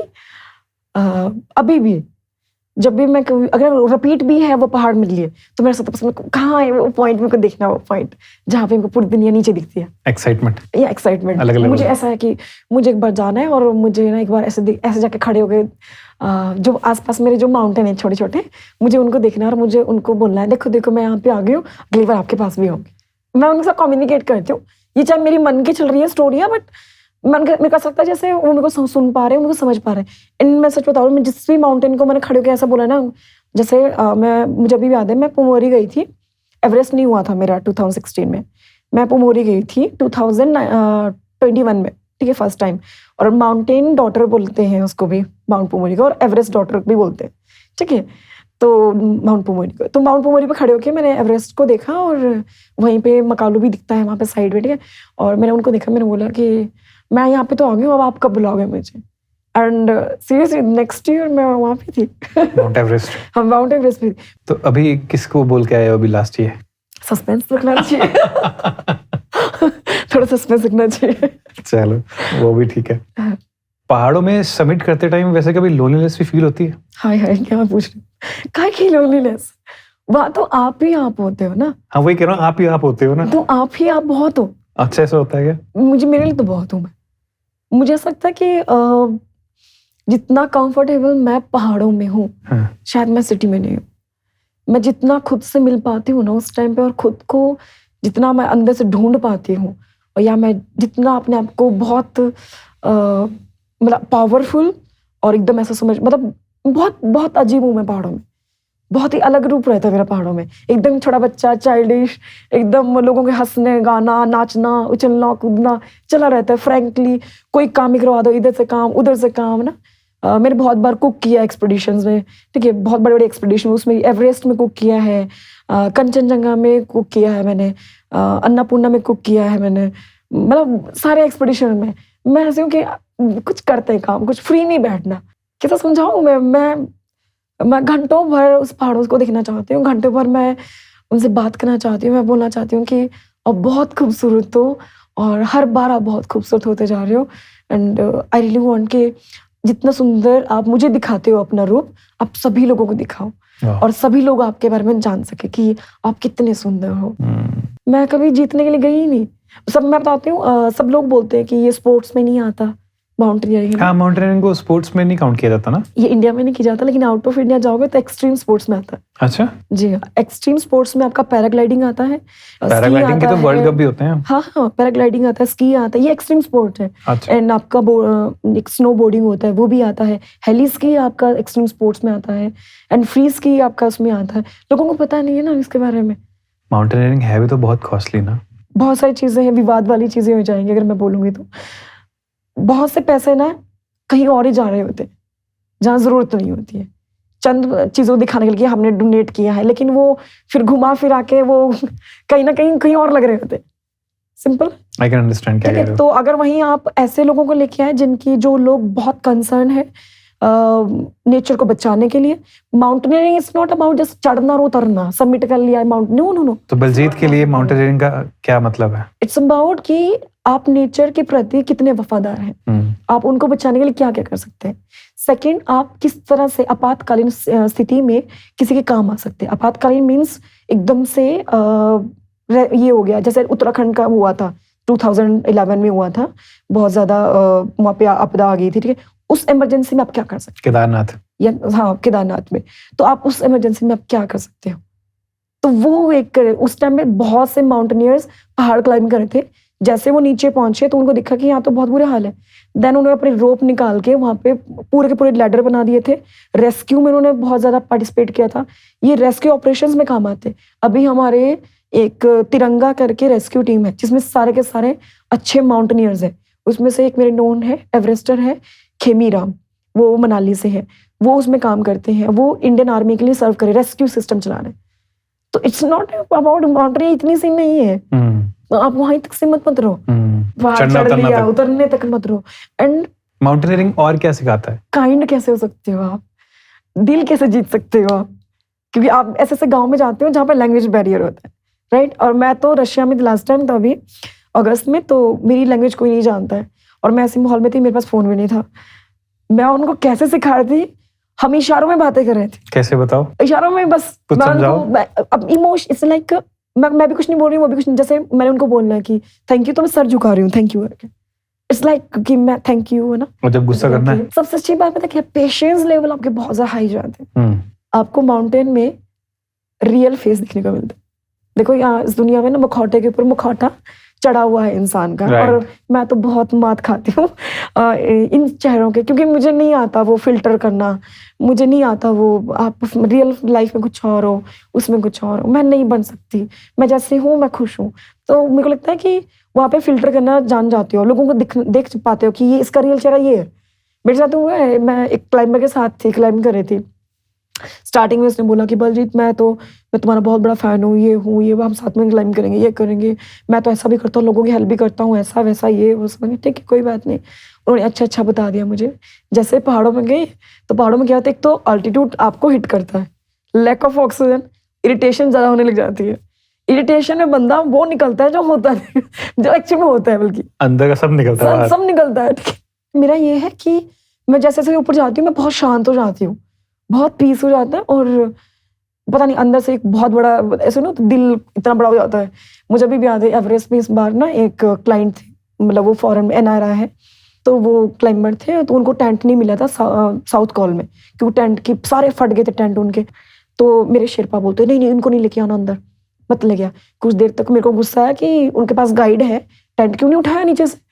मेरे को भी आया कि अपना टेंट उठाना चाहिए था, आपने कैसे चलेंगे आप किसी और पे रिलायबल होके, राइट। फिर ना मेरे को लगा कि नहीं बलजीत नहीं, मैं ना बुला लेती, फिर ना मैंने उनको बड़े प्यार से मना के गाइड कर अपने कि सुनो प्लीज़ ऐसे ऐसे कर दो, मैं एडजस्ट कर लूँगी, मैं सो जाऊँगी। तो वो मुझे बोला कि बलजीत हमें 7 बजे निकलना है समिट के लिए और वेदर ख़राब है मॉर्निंग का कल, और तुम सोओगे नहीं, ये वो सो, और ऊपर से बहुत, क्योंकि वो 2 मैन टेंट है, 4 लोग उसमें आएंगे नहीं। मैंने बोला मैं कर लूँगी, कोई इसमें लेके आ जाओ आप। उनको बुलाया, हमने अपने पास रखा, और उनके पास सॉक्स नहीं था, समिट सॉक्स नहीं है, समिट करने जा रहे हैं वो लोग, उनके पास एक ही पेयर है जो उन्होंने कैंप 3 से पहना है, वो समिट तक जाएगा। और मैं हैरान हूँ, मैं बोल रही हूँ आपके पास सॉक्स क्यों नहीं है? तो मैं हमेशा ना एक्स्ट्रा कैरी करती हूँ, मेरी ना आदत है पहले से कि सॉक्स हो गया, ग्लव्स हो गया, कैप हो गया, और अब ये थोड़ा बफ हो गया, ये मैं एक्स्ट्रा उठाती हूँ हमेशा। मैं कह सकता कि मैंने बहुत सारे लोग देखे हैं जिनके ग्लव्स गिर जाते हैं, मेरा खुद के गिर गए थे, तो मैं एक्स्ट्रा उठा के रखती हूँ कि किसी के काम आ जाए, मेरे काम आ जाए, कोई वटएवर जिसको। तो मैं उनको 2 पेयर सॉक्स दिए कि आप ये पहनना, तो मैं नीचे वापस करूँगा। मैं नहीं, वापस नहीं करना, नेक्स्ट टाइम ध्यान रखना, किसी और की हेल्प करना, किसी और की हेल्प करना, साथ में अपनी भी रखना ध्यान की क्लाइंब करते हुए कितनी सॉक्स चाहिए कितनी नहीं चाहिए। तो वहां पे इंसान ना बहुत ही अलग हो जाता है, जो आप रियल में हो ना आप वो हो जाते हो वहाँ पे। तो ये जो जितने भी मुजरिम होते हैं इनको उठा के मेरे को ऐसा लगता है एवरेस्ट की तरफ ले जाना पड़ता है, वहां से चला बोल दो सच, यहाँ आके बोल, कॉन्फ्रेंस यहाँ पे करो, यहाँ से हाँ सरेंडर सारा कुछ वहीं पे कराओ ना यार, कुछ ऐसा जुगाड़ बनाओ ऊपर जाके। Please please. हम पहले मुझे तो ऐसा लग रहा है कि कुछ टाइम में शायद एवरेस्ट बंद ना हो जाए, क्योंकि इतना जरा क्राउडेड है ऑलरेडी, बहुत ओवर क्राउडेड हो गया ना ओवर क्राउडेड हो गया। जिस तरह से पुलिस ऑफिसर बनने के लिए आपको क्रैक करना पड़ता है एग्जाम, यहाँ पे पैसा फेंको चढ़ जाओ, जबकि ये बहुत गलत है, बहुत ज्यादा गलत। बेसिक रूल्स होना चाहिए ना कुछ। अच्छा, अगर कोई सर्टिफिकेट ले रहा है तो सर्टिफिकेट के लिए फॉर्मेलिटी के लिए, सीखने के लिए नहीं ले रहा है, समझ रहे हैं आप? तो एक ये भी बड़ा प्रॉब्लम है। तो सब ना क्या है कि अभी पैसों के पीछे भाग रहे, टूरिस्ट मिला उठाओ, पैसा तो है, $40,000, $50,000, $60,000 अपने ही रेट। अच्छा, रेट भी ऐसा नहीं है, रेट 20 लाख से लेकर स्टार्टिंग है, ठीक है। 20 लाख में आपको बहुत ही 3rd क्लास एकदम आपको मिलेगी फैसिलिटी, जिसमें शेरपा भी जो माउंटेन गाइड होंगे हाई एल्टीट्यूड, वो भी अनएक्सपीरियंस्ड मिलेंगे आपको, या फ्रेशर्स मिलेंगे, या पता नहीं अलग अलग चीज़ें हैं, या फिर थोड़ा उस ऊपर आ जाओ 26-25 पे आ जाओ, वहाँ पे थोड़ा और मतलब ये उसके बाद अगेन फैसिलिटी है बेस कैंप में। सबसे महंगा कितने का होगा एवरेस्ट का? कितना 1 करोड़ ले जाओ आप, 1.5 करोड़ ले जाओ। 1 करोड़ का भी होता है? हाँ, last time I think queen थी कोई कहीं के तो थे, तो उन्होंने पे किया था 1 करोड़ रुपए। हाँ, पहुंच गई कोई ना पर? होता है, वो डिपेंड कर आपको, चॉपर चाहिए ना, चॉपर का भी होगा आने जाने के लिए। अब हमारा ऐसा होता कि पैदल चल गए, आप ट्रैक कर लिया अपने पैदल, ठीक है, ट्रैक करके पहुंच के 7-8 दिन लगते पैदल पहुंचने बेस के, देन वहाँ पे फिर वापस आ गए, 3 दिन में वापस आ जाते, पहुंच जाते हो आप, ठीक है। तो लेकिन कुछ होता है कि चॉपर से आना है, बेस कैंप उतरना है, फिर बेस कैंप से चॉपर से जाना है, राइट। अगर तो तबीयत खराब है तो आप चॉपर ले सकते हो, अगर पर फिर भी कुछ लोग ऐसे ही आ जाते हैं क्योंकि चलना नहीं होता, ट्रैक नहीं करना होता, उसको अवॉइड करने के लिए। साथ में लग्जरी है अगेन, इंटरनेट आपको मिलेगा, इंटरनेट हाई स्पीड लो स्पीड, ये वाला भी एक है। ऐसा भी है? फूड है, फूड में आपको पीक पे भी इंटरनेट मिलता है? नहीं, नीचे बेस कैंप तक। बेस कैंप तक, ठीक है। तो बेस कैंप में आपको फूड कैसा चाहिए आपको, तो जैसा फूड के लिए पे करोगे, यानी कॉफी की मशीन लगी है तो बेकरी का सामान आता है एकदम लग्जरी। जितना पैसा खर्च करोगे उस हिसाब से लग्जरी मिलेगी। हाँ, मैंने सुना है कि जब एक्सपीडिशन पे कोई भी जाता है माउंटेनियर, जाते टाइम पे कम एक्सीडेंट्स होते हैं, और जब वो वापस आ रहा होता है उस टाइम पे बहुत ज्यादा एक्सीडेंट्स होते हैं। क्या ये बात सही है? एक तो मैं बोलूंगी, एक होता है कि आपकी लिखी हुई वैसी है, दूसरा बोलूंगी कि थके होते हैं आप बहुत ज्यादा, बॉडी में जान नहीं होती, क्योंकि मैक्सिमम क्या होता है जो बहुत ज्यादा समिट फीवर है ना, वो गलत कर जाता है। सबको क्या होता है कि सबमिट करना है, ठीक है, सबमिट, पर उनको क्या होता है कि टॉप पे पहुंचना, जैसे टॉप पे पहुंच गए बस हो गया, यहीं तक थी अपनी जर्नी। सबमिट तो आना जाना दोनों हो गया ना, सेफली जाना सेफली आना रहे। और फिर आते टाइम पे बहुत लड़खड़ाती है, पर टच वुड मेरी नहीं लड़खड़ाई आज तक। वुड वहाँ है मतलब मेरी नहीं लड़खड़ाई आज तक, मतलब पता नहीं तो क्या, पता नहीं ऊपर वाले ना कुछ तो किया है मेरे साथ ना, उन्होंने ना बहुत सारी एनर्जी मेरे साथ दी है। मैं ऐसी तो थी कि अगर मेरे को उतर के ना जैसे, तो मुझे बोले बल्कि उस वाले पिक में, हाँ चलो कल अभी चल लो, कोई प्रॉब्लम नहीं है। स्पीड में भाग रहे होते लोग, सबमिट हो गया तो फटाफट भागो नीचे, जल्दी भागो, जल्दी पहुंचना है, सेलिब्रेट करना है, जल्दी से न्यूज इंटरनेट चलाना है वहां पे नीचे। उससे भी एक्सीडेंट होते हैं? वो यार क्यों नहीं होते? क्योंकि एक तो क्या है, सोशल मीडिया ये कई बार ये भी बड़ा खतरनाक साबित हो पोस्ट जाता है। डालनी है। हाँ, पोस्ट डालनी है, पिक्चर्स डालनी है। मैंने देखा है बहुत सारे लोगों को ऐसे भी करते हुए, वो वहां से रन करना स्टार्ट कर देते हैं जल्दबाजी में, उनको फटाफट निकलना है, तो ऐसे कैराबिन ऐसे चेंज करके एकदम कैराबिन गिर गया डाउन। कई बार ऐसे रूट होते हैं जहाँ पे रोप नहीं होती, देन वो तो मैं बोलूंगी तो बाय बाय। आपने डेड बॉडीज तो बहुत देखी होंगी एवरेस्ट पे या फिर किसी और माउंटेन पे जब आप गए हो। जब पहली बार आपने कोई डेड बॉडी देखी सबमिट करते टाइम पे, क्या एक्सपीरियंस था? बड़ा फनी था मेरा तो। फनी? हाँ, मतलब मुझे समझ नहीं थी ना। हाँ। कि मैं बता रही हूँ, मैं उस टाइम नया गांव का बच्चा एकदम गया ना, ठीक है, और मुझे पता नहीं कि डेड बॉडी भी हो, है ना, जिसके साथ मैं बैठी हुई थी। तो मैं एवरेस्ट जा रही थी और मैं ऐसे बैठी हुई थी, मैं इसको बोल रही हूँ, यार तू क्यों सांस नहीं ले सकता तू जोर से? क्या? मैं उसको बोल रही थी सांस नहीं ले सकता जोर से, है ना, यहाँ पे इतना बुरा हाल, तो कितना कंफर्टेबल बैठे हो तुम यहाँ पे, ऐसे करके। ठीक है, मैं ऐसे करके उससे बात कर रही हूँ। तो इसे ये अलग ही एक्सपीरियंस है, क्योंकि क्या है कि मैं तो सांस ले रही हूँ ना, तो मुझे तो ये आवाजें आती रहती है। ठीक है, आपको आवाजें आती रहती है, ऑक्सीजन क्योंकि चल रही है, आपकी गैस चल रही है, ठीक है, आपको आवाजें आती रहती है। तो मैं ऐसे करके, मुझे नहीं पता चल रहा क्या कर रहा है, मेरे को लगा जिंदा ही है, क्या करना उसने, ना मैंने उसको टच किया हाथ, क्योंकि ग्लव्स पहने हुए हैं, सब कुछ पहना हुआ, मास्क पहना हुआ है, क्या पता चला कि मर गया, नहीं चला ना पता। वो वहां पे ऐसे करके बैठा है, और मैंने उसको बोला कि कैसे यार इतनी ठंड में बैठे हो, ठंड नहीं लग रही है आपको, कितने कंफर्टेबली बैठे हो? वहां पे सांस लो थोड़ा जोर जोर से, ऐसे करके बात कर रही हूँ मैं, और ऐसे बैठी हूँ थोड़ी देर खिलूंग जाए। फिर मैंने जैसे टर्न किया, मैंने बोला उठना क्यों नहीं चल रहे? वो तो बिल्कुल एकदम टाइट होके बैठा है, वो तो बिल्कुल डंडा बिल्कुल ऐसे होता है ना जो एकदम लकड़ी हो जाता है, वैसे बन गया बैठा। तब समझ आया कि मर गया। फिर ना मैं ऐसे डरी, ये भगवान तुम मरा हुआ था।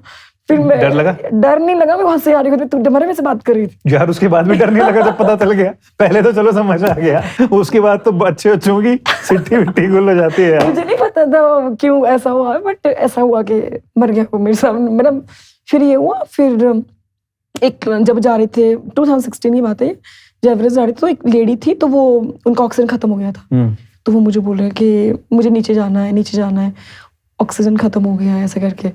तो मैंने उनको बोली प्लीज जाओ नीचे जाओ, ऑक्सीजन खत्म हो गया आपको, मेरे को बचा लो, ऐसे करके बोल रही है। तो हमको मोटिवेट करे, आप जाओ नीचे जाओ ऐसे करके ना। उसके बाद एक और गए आगे, तो वहां पे एक आदमी था, वो ठंड उसको लगी हुई ना, तो वो बोला मेरे को नींद आ रही है, मेरे को नहीं जाना नीचे। उसने खुद को एंकर करके रखा बढ़िया, लेकिन उसको नींद आ रही है। मैं उसको बोलूँ नहीं उठो, जाओ नीचे, ऐसे करके उसकी ऑक्सीजन खत्म हो गई थी। मुझे ये बात समझ नहीं आई उस टाइम पे ना, क्योंकि जब तक आप खुद नहीं फील कर पाते ना वो चीज, आपको नहीं समझ आएंगी चीजें। ठीक है, मुझे लगता है ना कि घर में बैठ के बोलना बहुत ईजी है, और उस फील्ड में रहना बहुत अलग है, उस टाइम पे रहना बहुत अलग है। एंड उस टाइम पे अगर आपके पास ऑक्सीजन नहीं है, तो जिसके पास ऑक्सीजन है वो भी नहीं समझ पाता है सिचुएशन। जिस पे बीतती है वही समझ पाएगा ना, जो जिस पे बीत रही है उसी को पता होगा। ठीक है, तो मुझे पता नहीं उसको क्या फीलिंग आ रही है। ठीक है, तो मैं समिट के लिए निकल गई, बालकनी से ठीक थोड़ा सा आगे गई हुई 100 मीटर, और मेरा ऑक्सीजन मास्क वहां पे खराब हो गया। एंड बाकी सब क्लाइंबर चले गए आगे, और मैं अकेली रह गई।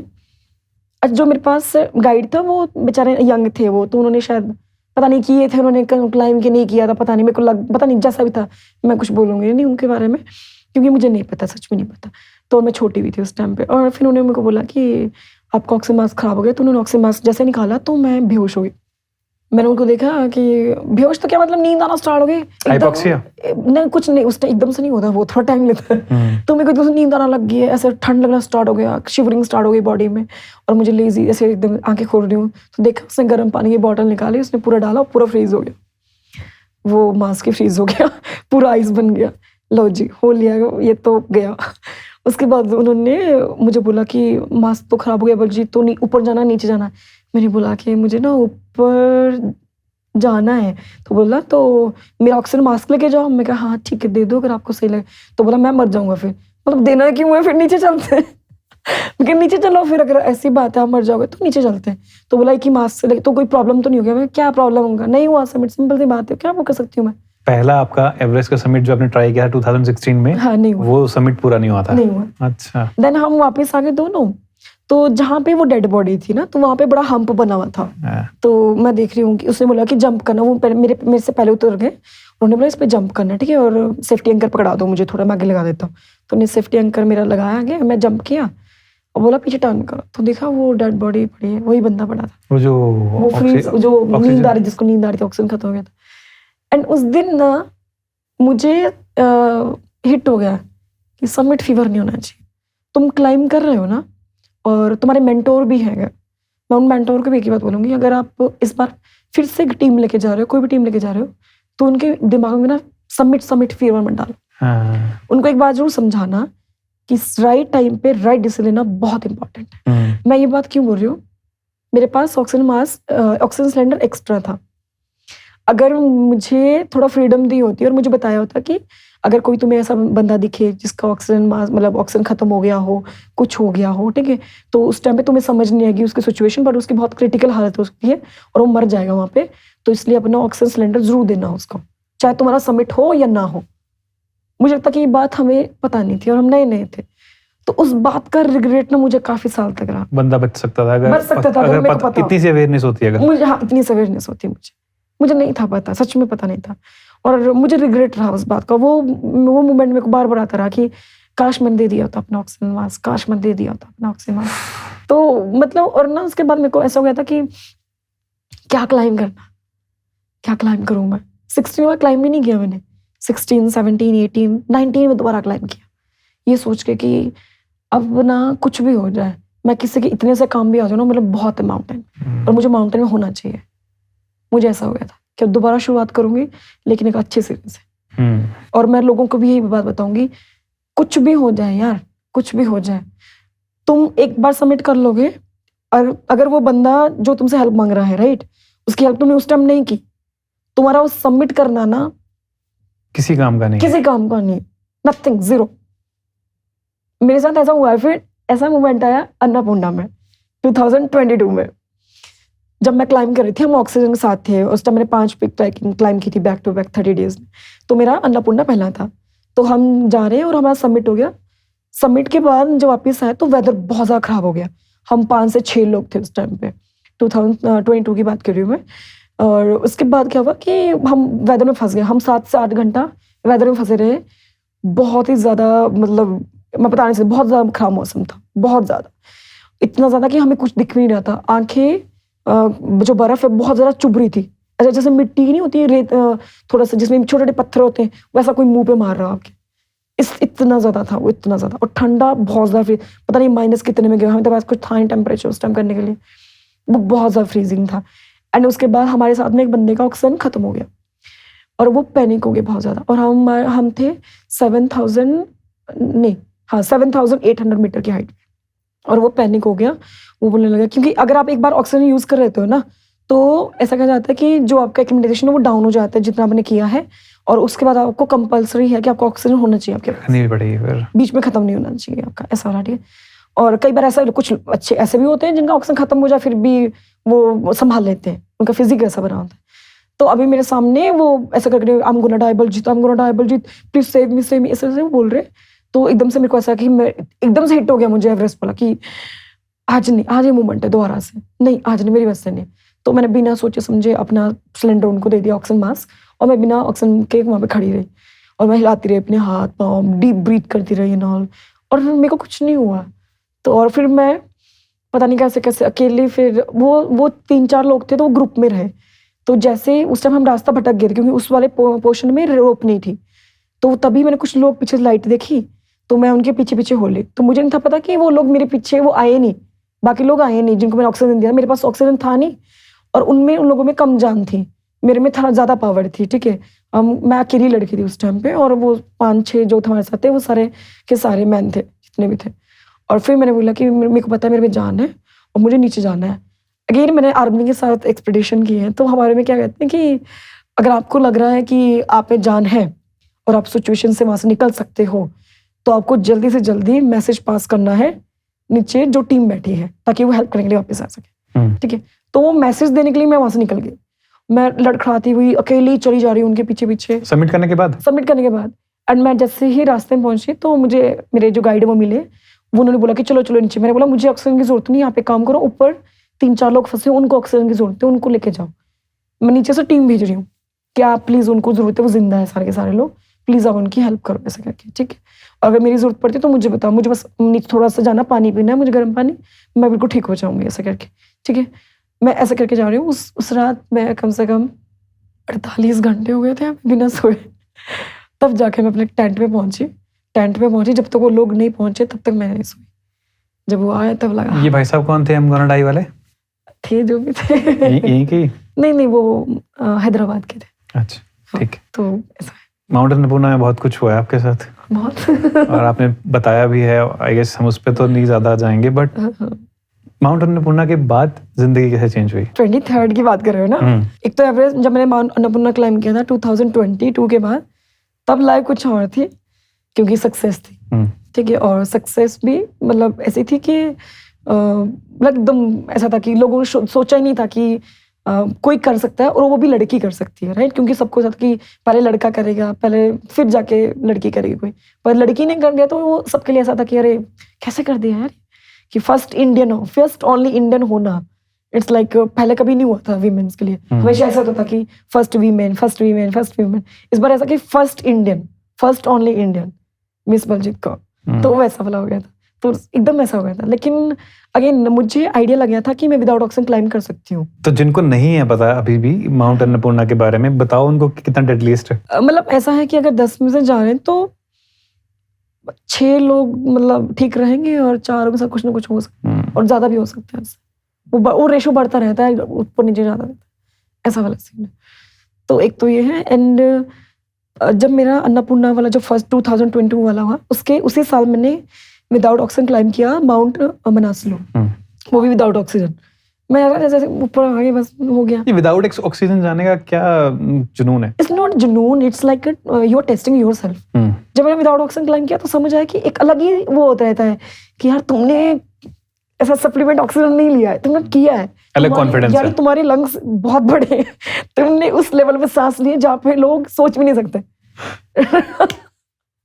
तो वो अचीवमेंट अलग लेवल की रहती है अपने के लिए। वहां जाके सांस लिए जहाँ सबकी सांसें खत्म हो जाती है बिना ऑक्सीजन सिलेंडर। हाँ मतलब ऐसा था। और अगेन ये एक्सट्रीम स्पोर्ट्स है, इसमें अलग अलग लेवल है सबके। कुछ लोग अल्पाइन स्टाइल से क्लाइम करते हैं जो कि छोटे लेवल पे होते हैं, 6,000 प्लस या 7,000 से पीछे क्लाइम करते हैं अल्पाइन स्टाइल में। कुछ लोग हैं जो 8,000 में अल्पाइन स्टाइल करते हैं। अल्पाइन स्टाइल क्या हुआ? यानी फ्री स्टाइल। 2-4 लोग होंगे, वही ग्रुप बनाएंगे, वही सब कुछ अपना देखेंगे, आगे वो ग्रुप फिक्स करते रहेंगे, पीछे चलते रहेंगे, सबमिट कैसे। अच्छा, कोई शेरपा कोई गाइड। एक तो वो हो गया इस तरह से। अगेन यहाँ पे ऑक्सीजन से क्लाइम करना, विदाउट ऑक्सीजन क्लाइम करना, सब लेवल है सबके अपने अपने, राइट। तो मेरे को ऐसा था इंडिया से मैंने लड़कियों के नाम सुने नहीं थे विदाउट ऑक्सीजन में इतना कोई हैवी, ठीक है। तो मेरा ऐसा क्यों नहीं है, क्यों नहीं करती लड़कियां ट्राई? 2 लेडीज हैं जहां तक मुझे याद है, मनाली, आई थिंक वो जो डिकी डोलमा मैम, हाँ, उन्होंने विदाउट ऑक्सीजन किया था। विद ऑक्सीजन किया था। अच्छा, ठीक है। वो भी बहुत अच्छी हस्ती है अपने आप में, बहुत अच्छी। उस टाइम मैं भी सोचता हूँ कई बार कि यार उन्होंने उस टाइम पे एवरेस्ट किया हुआ है जिस टाइम पे कोई ना इतना एक्सपोजर था चीजों का, ना कुछ सोच सकता था कि कोई लेट, वो भी बहुत बड़ी अचीवमेंट है। माउंट अन्नपूर्णा एक्सपीडिशन के बाद क्रिटिसिज्म भी हुआ आपका? विद ऑक्सीजन के साथ नहीं हुआ था, विदाउट ऑक्सीजन के साथ हुआ। एक्चुअली क्या होता है, क्रिटिसाइज तो बहुत ज्यादा किया था लोगों ने, मुझे वो हर्ट नहीं किया था इतना ज्यादा। मुझे हर्ट तब किया कि जब अपने ही लोगों ने फिर पीठ पीछे या छुरा घोपना स्टार्ट कर दिया, तब मुझे हर्ट हुआ कि ये क्यों हुआ, ठीक है। तो तब मुझे बहुत ज्यादा हर्ट हुआ एकदम से। देखा है क्या बोला गया था जब अन्नपूर्णा वाला इंसिडेंट हो गया और मैं हॉस्पिटलाइज हो गई थी, और उसके बाद मैं डिस्चार्ज हो गई हॉस्पिटल से, तो मैं होटल में रुकी हुई थी। तभी एक वो ना जो इंसान थे, एक क्लाइंबर थे, और वो ना मुझसे काफ़ी टाइम से मिलना चाहते थे। बलजीत तुमने तो बहुत अच्छा कर लिया, तुम तो यू आर ये और वेरी गुड, तुम तो बहुत अलग लड़की हो, है ना, बहुत तारीफें करना है ना, मुझे तुमसे मिलना है। बेंगलुरु से थे वो।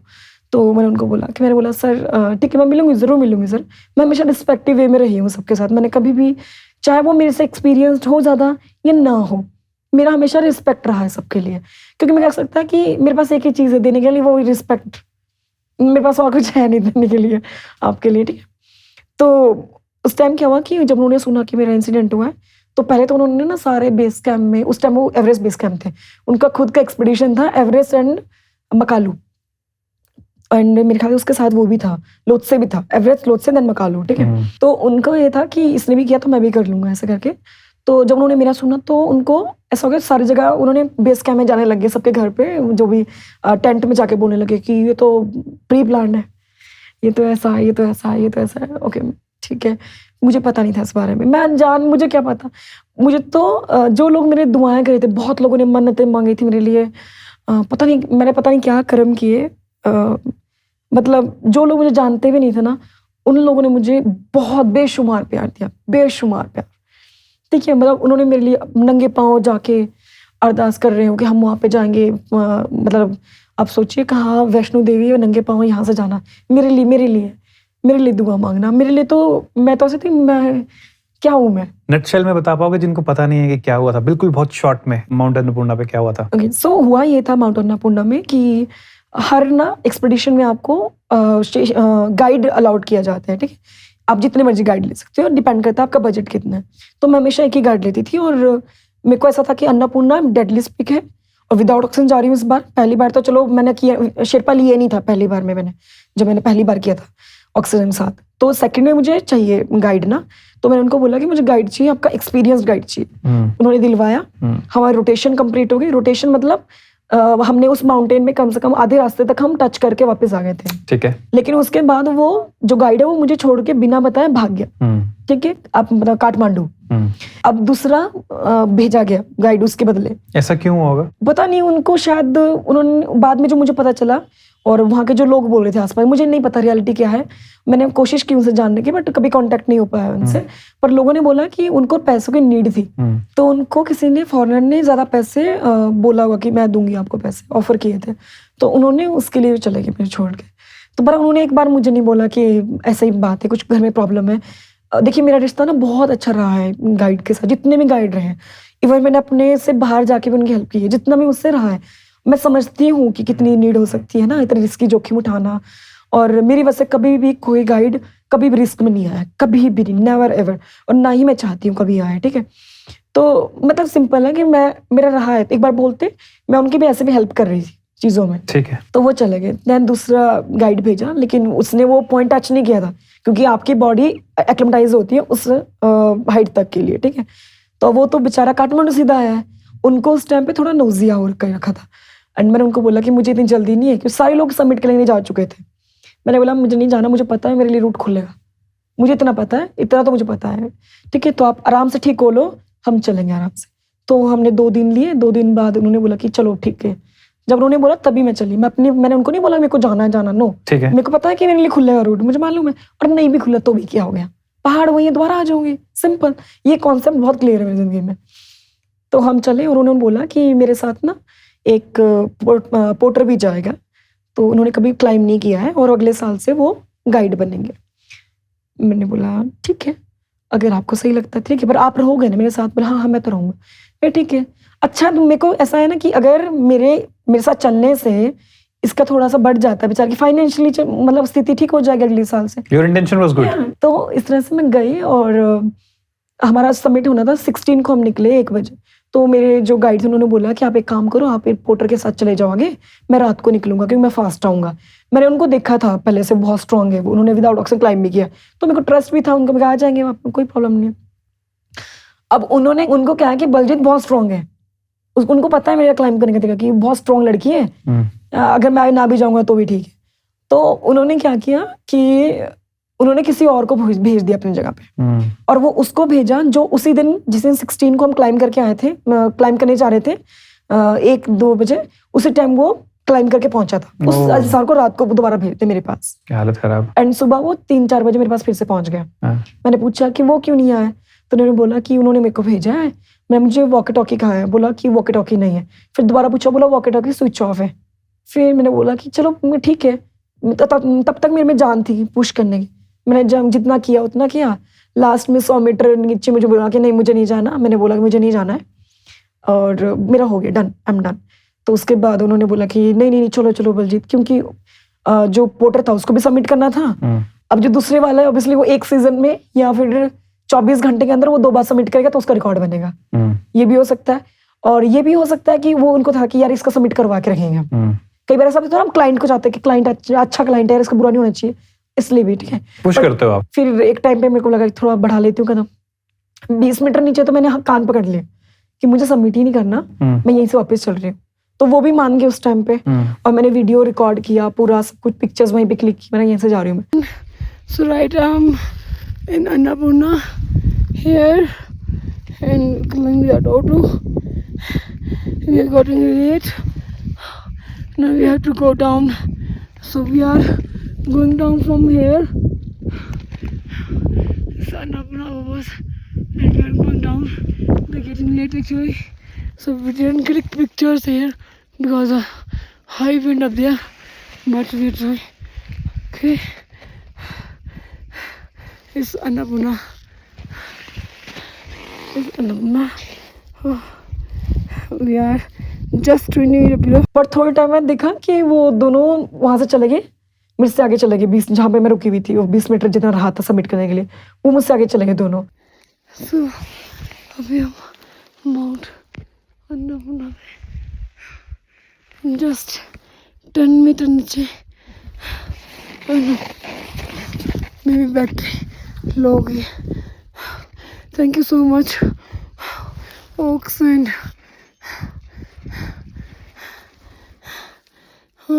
टीम्स, मेरे साथ दिया, थैंक यू सो मच। और मैंने उनकी पिक्चर क्लिक कर रही हूँ, फिर मेरे को ध्यान एकदम से ना, मेरे को हेलुसिनेशन स्टार्ट हो गया, मुझे लगा कि ये पीछे ऐसे जा रहे हैं, मुझे छोड़ के जा रहे हैं, मैं उनके पीछे पीछे स्टार्ट हो गई।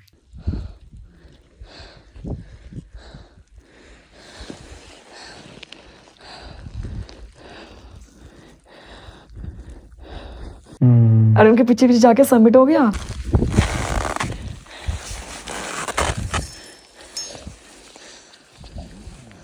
While coming back, मैं पूरी की पूरी हेलुसिनेशन में चले गई।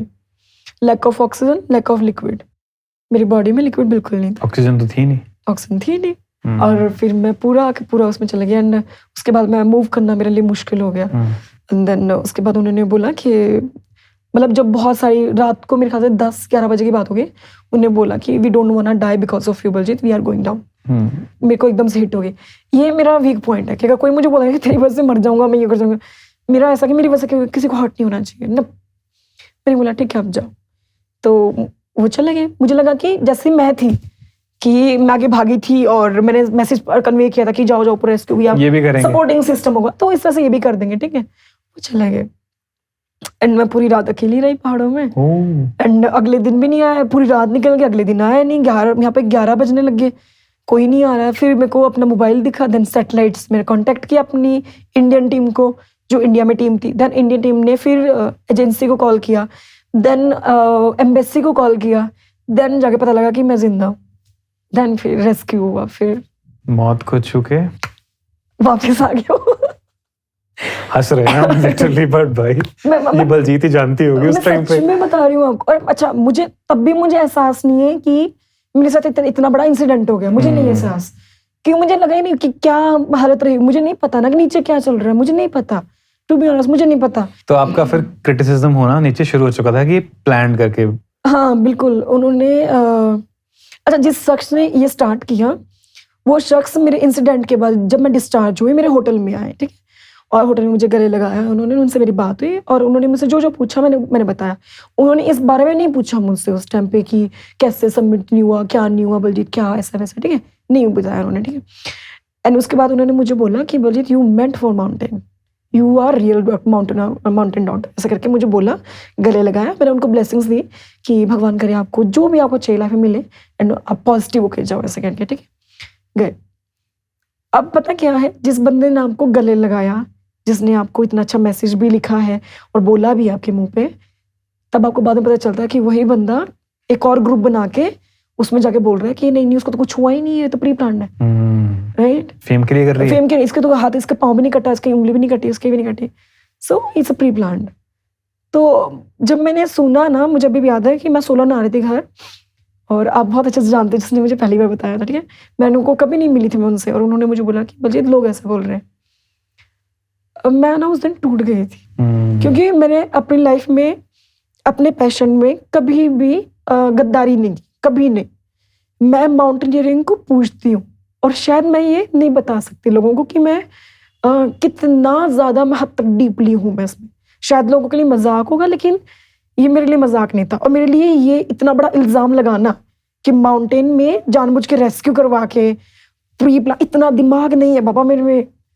मैं एक तो ऐसे देवभूमि से हूँ जहाँ पे पर्वतों को पूजा जाता है, ठीक है, और रिस्पेक्ट की जाती है। हमारा जो भी काम शुरू होता है, पेड़ काटना हो उसकी पूजा होती है, बावड़ी के पास जाना हो उसकी पूजा होती है, पानी की पूजा होती है, पत्थरों की पूजा होती है, पेड़ों सबकी पूजा होती है हमारे यहाँ पे।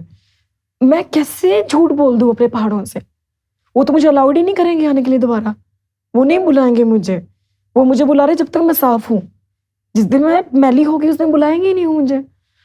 और मुझे लगता है कि ऐसा इसलिए भी था लोगों को, क्योंकि उन्होंने क्यों बोला कि एक होता है कि उनसे हुए ही नहीं वो पहाड़, उनसे उनका एक्सपेडिशन नहीं हुआ, उनसे खुद का एक्सपेडिशन क्लाइम ही नहीं हुआ, क्योंकि वो सारा टाइम मेरे में फंसे रहे, मेरी कंट्रोवर्सी में, मेरी चीज़ों में। और वो मुझे लिखने लगे बड़े बड़े। मैंने बोला सर मेरे पास ना सारे प्रूफ है, मैंने आज तक रिलीज नहीं की वो वीडियोस, नहीं मैंने कभी नहीं की। मुझे पता है मेरा टाइम उस टाइम क्या था, मैं क्या सफ़र कर रही थी, मैं कैसे रात गुजारी है। मैंने अपने आप को थप्पड़ मार मार के मैंने जगा के रखा है, बाइट कर रही हूँ, दांत मार रही हूँ जोर जोर से, अपने माइंड को कंट्रोल कर रही हूँ, बार बार बोल के बलजीत तेरे को हेलुसिनेशन हो रहा है, बलजीत कंट्रोल कर, यही टाइम है। वो मैं जानती हूँ पूरी रात मैंने अकेले खुले आसमान के नीचे, आगे पीछे कोई नहीं है, कैसे गुजारा मैं जानती हूँ, तुम नहीं जानते। और शायद आप, मुझे ऐसा लगता है उन लोगों के लिए, वो लोग इस तरह सोच उनकी इसलिए है क्योंकि वो शायद खुद उन्होंने ऐसा किया होगा कभी लाइफ में। मुझसे नहीं होगा। मेरे गुरु बहुत अच्छे रहे हैं। मेरे गुरु ने एक ही बात समझाया कि बलजीत एक बात याद रखना, माउंटेनियरिंग में नेम फेम नहीं मिलता। और मैंने सर को बोला भी था कि सर मेरे को चाहिए भी नहीं, मेरे को सिर्फ पहाड़ चाहिए, मुझे बस एक स्पॉन्सर मिल जाए मेरे पहाड़ के लिए और बोले कि जाओ क्लाइंब करके आओ, सॉरी, एंड वो बोले कि फ्लैग लेके जाओ, मैं बस उनकी प्रमोशन कर दूंगी, बट मुझे पहाड़ों में जाना, दैट्स इट। मेरा ये मेन है, मेरा कोई पैसा कमाना मेन नहीं है, मेरे को पैसा नहीं चाहिए वहां से। अगर मैं प्री प्लान करती भी तो मैं अकेली रहती वहां पे, एक भी शेरपा नहीं रख सकती थी, एक भी गाइड अपने साथ नहीं रखती थी मैं। फिर सिंपल बात, मैं अकेली कब फंसती? It's not easy. आपके लिए शायद इजी इसलिए है क्योंकि आपने सोचा है वैसा, आपकी सोच ही वो है, उसी लेवल की है। मुझे लगता है कि अगर मेरे को लगता है कि अगर मेरी जगह आप होते तो आप समझ पाते ये चीज। ये वही समझ सकता है जिसके साथ मैं ना उसके बाद मैं बहुत टूटी। मेरे को डर लगने लगा था क्लाइंब करने से, मैं डरने लगी थी बहुत ज्यादा। मैं 3 मंथ तो मैंने ना, मतलब ऐसा शावर चल रहा है बाथरूम में, उसके नीचे ऐसे पूरी कांप रही हूँ मैं कि मेरे ऊपर इल्जाम लगाया, मेरे पहाड़ों पे, मेरे एक होता है ना, आप कंप्लीटली उसमें हो यार। अगर मैं आपको बोलूँ अभी आपका ये पॉडकास्ट आपका पैशन है, राइट? अगर मैं इसमें बोलूँ यार जानबूझ के कर रहा है ऐसे, तो आपको गुस्सा नहीं आएगा? यार मैंने इतने प्यार से बनाया है इस चीज को, मैंने कभी कोई चीज एक्सपेक्ट नहीं की इससे कि मेरे को ये मिले, इससे ये मिले, बस मेरे को काम पसंद है। yes. और अगर इसमें थोड़ी सी मिलावट हो जाए तो फिर वो काम नहीं। और मेरे को पहाड़ पसंद है और उन्होंने मुझे नई लाइफ दी। अगर मुझे सही सलामत भेज दे, मेरे हाथ पांव सही दे दिए, ये भी उसके देन है, मेरा कुछ नहीं है। उन्होंने मुझे प्रोटेक्ट किया पूरी रात। वो चाहते तो कुछ भी कर सकते थे मेरे साथ। बहुत से लोग होते हैं जो जस्ट बाथरूम में गए थे वहीं फिसल जाते हैं, खत्म। मैं उस पहाड़ में रह के आई हूँ। मुझे नहीं लगता ये उन लोगों ये आज भी नहीं समझ पाएंगे लोग, ये आज भी नहीं। ये बोलने वाले बोलते रहेंगे, क्रिटिसाइज करने वाले करते रहेंगे, बट वो मोमेंट में नहीं भूलूंगी। और उस इंसान को, अच्छा उस टाइम पे ना बहुत सारे लोग आने लगे, जाने माने लोग आने लगे, जिन्होंने मुझे बोलना स्टार्ट किया कि ये ऐसा है, वैसा है, पागल है, ये है वो। और देयर इज एक वन गर्ल, वो भी बहुत अच्छी है, तो उन्होंने बोला कि there is a fine line between bravery and stupidity. तो मेरे पास उनके किस्से हैं। मैंने उनको बोला कि stupidity, I will tell you क्या होती है स्टूपिडिटी। आप सिर्फ 2 ही क्लाइंबर थी इंडिया से, उस टाइम में रिकॉर्ड बनना था एक माउंटेन पे, अन्नपूर्णा में रिकॉर्ड बनना था, ठीक है, फर्स्ट इंडियन वीमेन का। तो इंडिया से सिर्फ 2 ही वीमेन थी और वो वहां पे फाइट कर रही थी कि फर्स्ट इंडियन वीमेन कौन बनेगी। वो एक दूसरे को नीचा दिखा रहे थे उस टाइम पे, ठीक है, एंड लड़ रहे थे कि मैं बनूंगी, मैं बनूंगी। अगर तुम में सच में इंसानियत होती ना और थोड़ा सा ऐसा ब्रेवरी होती ना, दिल बड़ा होता ना, तुम बोलते हम दोनों इंडिया से, हम दोनों एक साथ जाएंगे। We did same. Mount Pumori में 2021 में हम 2 ही लड़कियां थी, फर्स्ट इंडियन वुमेन बननी थी, लड़के बन चुके थे जो भी था, ठीक है, फर्स्ट इंडियन बन चुके थे जो मेरे ख्याल से एक नोरबू है और एक हेमराज ठाकुर है, वो बन गए थे।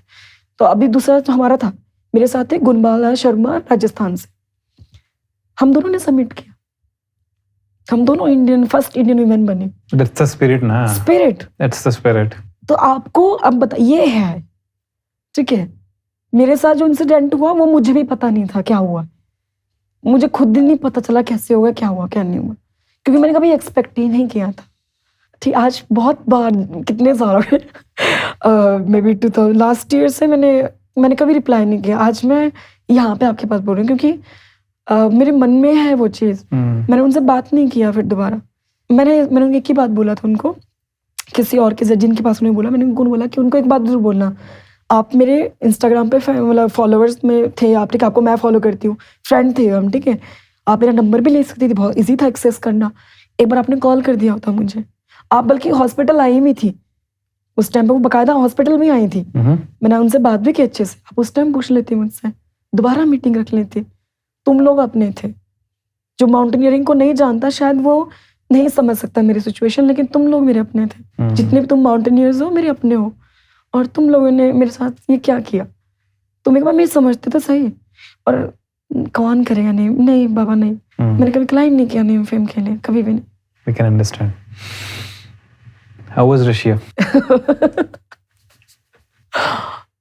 Quite good. अच्छा था Russia. So I had a small incident there again. बताना But चाहोगे? क्या बताऊँ, फिर बोल देंगे बनावटी था। दिखा दो इस बार तो। क्या हुआ वहाँ पे? कुछ नहीं, वापस आ रहे थे सबमिट करके एंड रास्ते में स्लिप हो गया पाँव एंड फॉल हो गया। कितना? 200 मीटर तक एंड मुझे लगता है जितनी चोट आनी नहीं चाहिए थी उतनी चोट लग गई एंड टच वुड, बट पाँव में चोट नहीं आई, दौड़ने लायक है, क्लाइम कर सकते हैं, क्लाइम कर सकते हैं दोबारा से। कहाँ चोट आई है? सो मेरी बाजू दोनों फ्रैक्चर हो गई थी, हाँ दोनों फ्रैक्चर हो गई। दिखा पाओगे थोड़ा एक तो ताकि जो वो करते हैं, डाउट करते हैं कि नहीं ये फेक करती है, उनको तो इसमें फेक क्या करना है, it's like I had a injury, but अभी तो बहुत रिकवर हो गया, 2 months हो गए। दोनों बाजू में? हाँ दोनों बाजू, इसमें भी है, इसमें भी होगा, इस साइड में बिल्कुल सिट डाउन में एकदम। तो वैसे मैं बताना नहीं चाहती थी ये, क्योंकि आई डोंट वांट कि लोगों को फिर से बोलने का मौका मिलेगा कि अच्छा पता, जब मैं गिरी ना तो मेरे दिमाग में पहला ये था, ये नहीं है कि मेरे को चोट लगी, मुझे ये दैया मेरी दर्द हो रही है अम्मा। क्या था? मैं उनको रिक्वेस्ट कर रही हूँ कि please don't post any kind of post about this incident anywhere. Reason? मेरे में हिम्मत नहीं है कि दोबारा मैं सुनूं कि हाँ ये फेक था, मेरी हिम्मत नहीं है, मैं टूट गई हूँ उस चीज़ से, क्योंकि मैं नहीं सुन सकती, मैं फेक मैंने किया ही नहीं। मेरे को लगता है कि मेरी ज़िंदगी में मैंने झूठ बोला ही नहीं नेम फेम के लिए, कभी भी झूठ नहीं बोला। खैर बलजीत, जिस हम्बल बैकग्राउंड से आप आते हो, मेरे को लगता है इस इतने हम्बल बैकग्राउंड से कोई पर्सन उठा हो, वो इस तरीके की हरकत, इतनी चीप सी हरकत कोई करेगा। एंड नहीं, मुझे लगता है कि नेम फेम मुझे मिल चुका था already, 5 week back to back climb कर चुकी थी मैं, सब कुछ ब्रांड्स आ रहे थे, कोलैबोरेशंस आ रहे थे, सब कुछ मेरे पास। जब मेरा इंसिडेंट हुआ अन्नपूर्णा, सारे ब्रांड भाग गए, इवन जिनकी प्रमोशन करके रखी थी, ठीक है, बहुत सारा कुछ हुआ मेरे पास। मैं क्यों अपने पाँव पे कुल्हाड़ी मारूंगी भाई, क्यों मारूंगी मैं? सारे लोगों ने मुंह मोड़ दिया कि नहीं करेंगे स्पॉन्सर, नहीं करेंगे, तो क्या मैं क्यों करूंगी ऐसे? पागल हूँ क्या मैं? I can understand. इंसिडेंट से हाइप बनती है कभी, शायद किसी के लिए बनती होगी, बट मेरे लिए तो नहीं बनी। आपने फिर लोगों को मना किया कि मेरी फोटोज वगैरह मत खींचो, कुछ पोस्ट मत करना। इवन मैंने नाम नहीं बताया, मेरी इंजर्ड हो गई हूँ, मैं गिरी हूँ, मैं बोल रही हूँ what's your name, I said I don't know, मेरे को नहीं बताना नाम। इवन डॉक्टर ने मेरा ऑपरेशन करे, ही वाज सरप्राइज्ड कि सुबह इसका एक्सीडेंट हुआ है, शाम को हॉस्पिटल पहुंची, सुबह 11 बजे एक्सीडेंट हुआ है इसका यहाँ पे, और ये शाम को 7 बजे पहुंच रही है, फिर भी स्माइल कर रही है, और ये एक ही बात बोल रही है कि सर डॉक्टर बस मेरे पोस्ट नहीं बनाना कहीं भी, प्लीज मीडिया को दूर रखना मुझसे। बताओ। I was begging. और फिर मैं नहीं चाहता कि मेरे आगे पीछे नेगेटिविटी घूमे। बंदा सबमिट करे या फिर नेगेटिविटी की दुकानों के साथ मतलब लड़ता रहे, डील करे, राइट? और मेरे को इसलिए बात चुभी थी क्योंकि वो सब लोग मेरे अपने थे। ऐसा होता है कई बार, जिनको आप अपना मानते हो वो, उन्होंने गले लगाया था मुझे, उन्होंने आशीर्वाद दिया था मुझे, और वही लोग। अच्छा, अगर ऐसा है, अगर आपके मन में है थॉट्स, मुझे पता क्या लगता है कि मेरा पहले से शुरुआत से ऐसा है, जब भी किसी से कोई इंसिडेंट का बुरा होना और कभी क्रिटिसिज्म बहुत ज़्यादा चले, कभी बिलीव मत करना, कभी भी। उससे जाके पूछ उससे लेना। ज़्यादा पूछ लेना, डायरेक्ट जाके पूछना, हक से पूछ लेना कि यार हुआ क्या था एक्चुअली। कई बार हम गलत मतलब बातें सुन के उस इंसान को हम, वो जिंदा इंसान होता है, उसको मार देते जीते जी, खत्म कर देते हो आप उसको अंदर से तोड़ के रख देते हो आप।